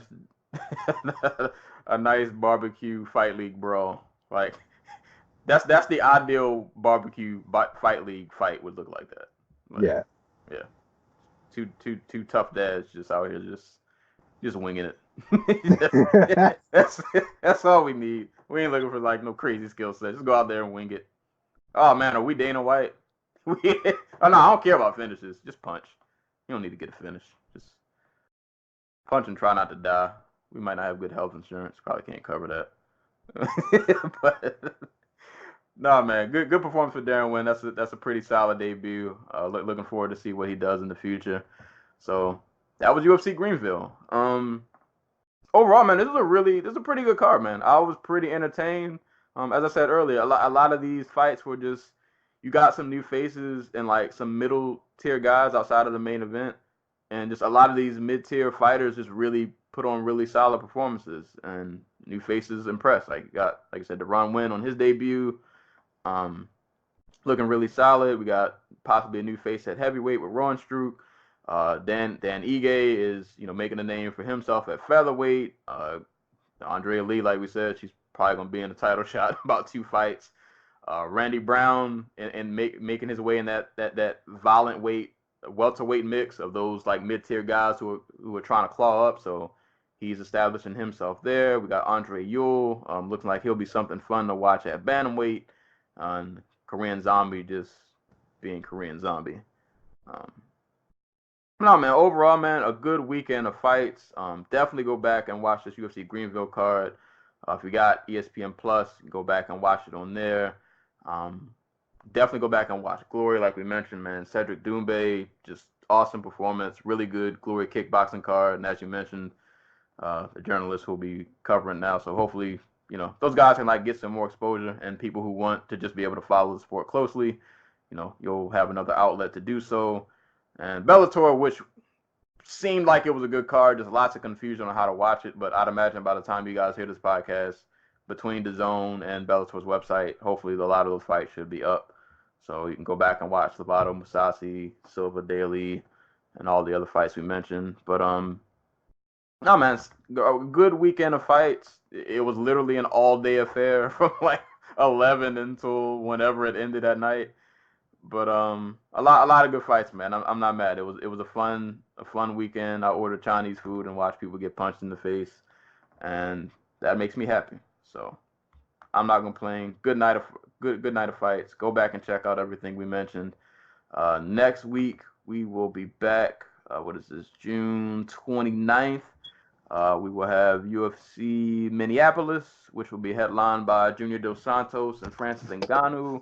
Also on the card, you got Damian Maia versus Rocco Martin, Joseph Benavidez versus UCA Formiga, Roosevelt Roberts versus Vince Purcell, Lonzo Minifield, Paul Craig, Drew Dober, Marco Polo Reyes. Speaking of Albini, Junior Albini versus Maurice Green. Got Eric Anders fighting again. Sergio Pettis versus Ricardo Ramos. The Sergio Pettis fight's off. Oh. Yeah. Yeah. Pettis got injured, so now I think Ramos is fighting some dude off of I think the Contender Series, Journey Newsom. Let me make 100% sure where he's from. No, he is just some dude who's been fighting on the regional scene. He fought for Final Fight Championships last. Well, either way, fisticuffs next weekend. Not like the craziest card on paper, but I mean those top 3 fights are pretty damn good. Yeah. And I like Roosevelt Roberts, so. Yeah, another like prospect, another new face to keep an eye on and see how he does. I like the Benavidez Formiga fight too. So I feel like next week could be in the vein of kind of like this card was. Like maybe not a ton of big names, but you're gonna get some quality fights. And speaking of potential challengers for Valentina Shevchenko, Emily Whitmire, who is 2-1 in the UFC. So if she wins, why the hell not? Right. Mind you, she's only 4-2, but hey, this is what you signed up for when you made your way to flyweight. You knew what it was. They don't care if you're ready for a title shot. You got to get in there. It's like you got to feed the champ. Right. It's like you're the last player on the bench, and people got injured. Like, listen, kid, I know you haven't played all season, but we got to throw you in there, man. I know it's the finals game. Right. It's the final game, and this is for all the marbles, and you didn't get any practice time, but right. It's time. We need you to step up. That's always the phrase. You got to step up. Like, no, I don't. I'm not. Why don't you step off? Right. I'm not ready for this.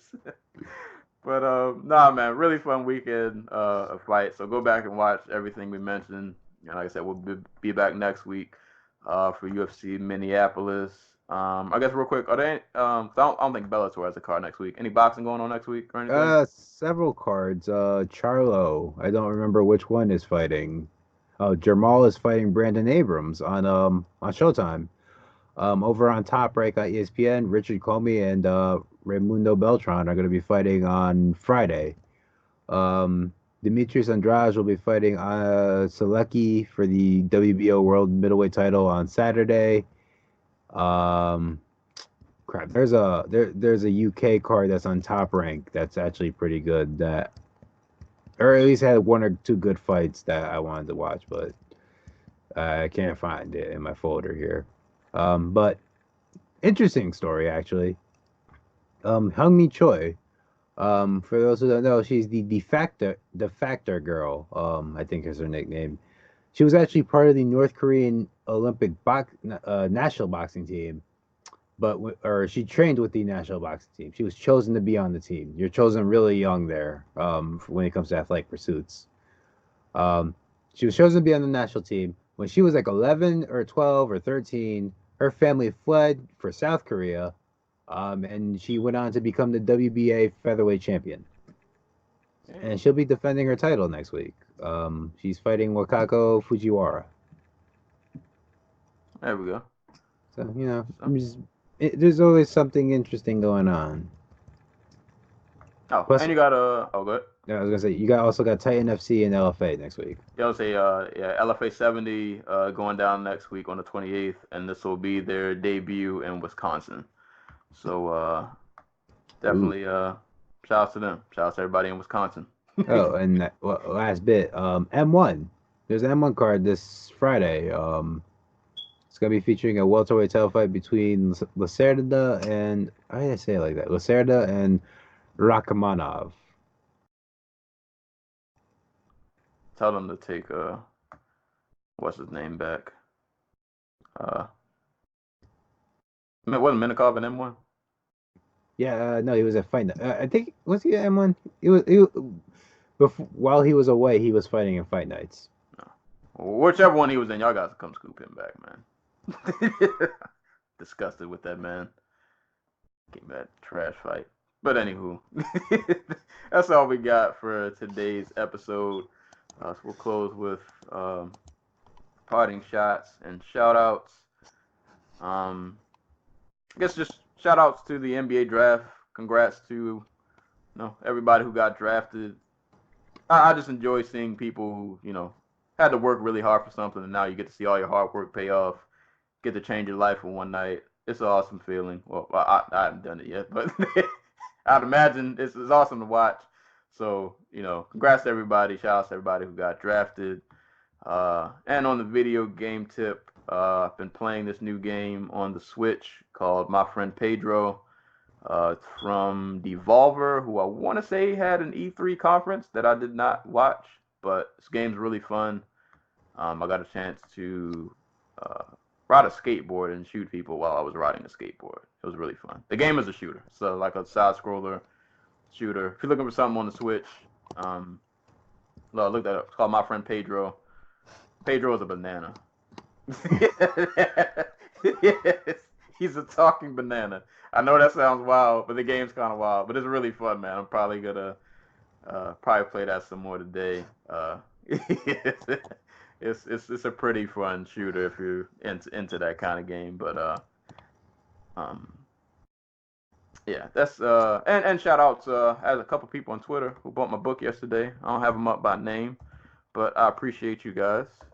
Once again, Bar Chronicles on sale for 99 cents. If you want the digital, $8.99. If you want the physical, appreciate you guys who have bought my book. I don't have any shots. It's a good day outside. Keep positive energy. So that's all I got for parting shots and shout outs. Shout outs to Jelena Mirjanovic, boxer fighting out of Canada. She defended her title. What was it, yesterday, I guess? Yeah, I guess it would be yesterday. Yeah, she defended yesterday against Vicia Travato. She's the WBA and WBC female featherweight champion. So she's been holding down in boxing forever. She's like over 50 fights, which is crazy for a woman fighting at featherweight. So props to her. And yeah, shouts to Lucas Bordone again, because like me holding it down with the Muay Thai kickboxing content on Bloody Elbow, and like, yeah, like I want to see kickboxing get to a place where we talk about it as much as we talk about Artem Lobov and Paulie Malignaggi fighting in a bare knuckle fucking boxing match. Like Cedric Doumbe deserves to be like an international star. Indeed. So like, hopefully this helps grow the sport just a little bit.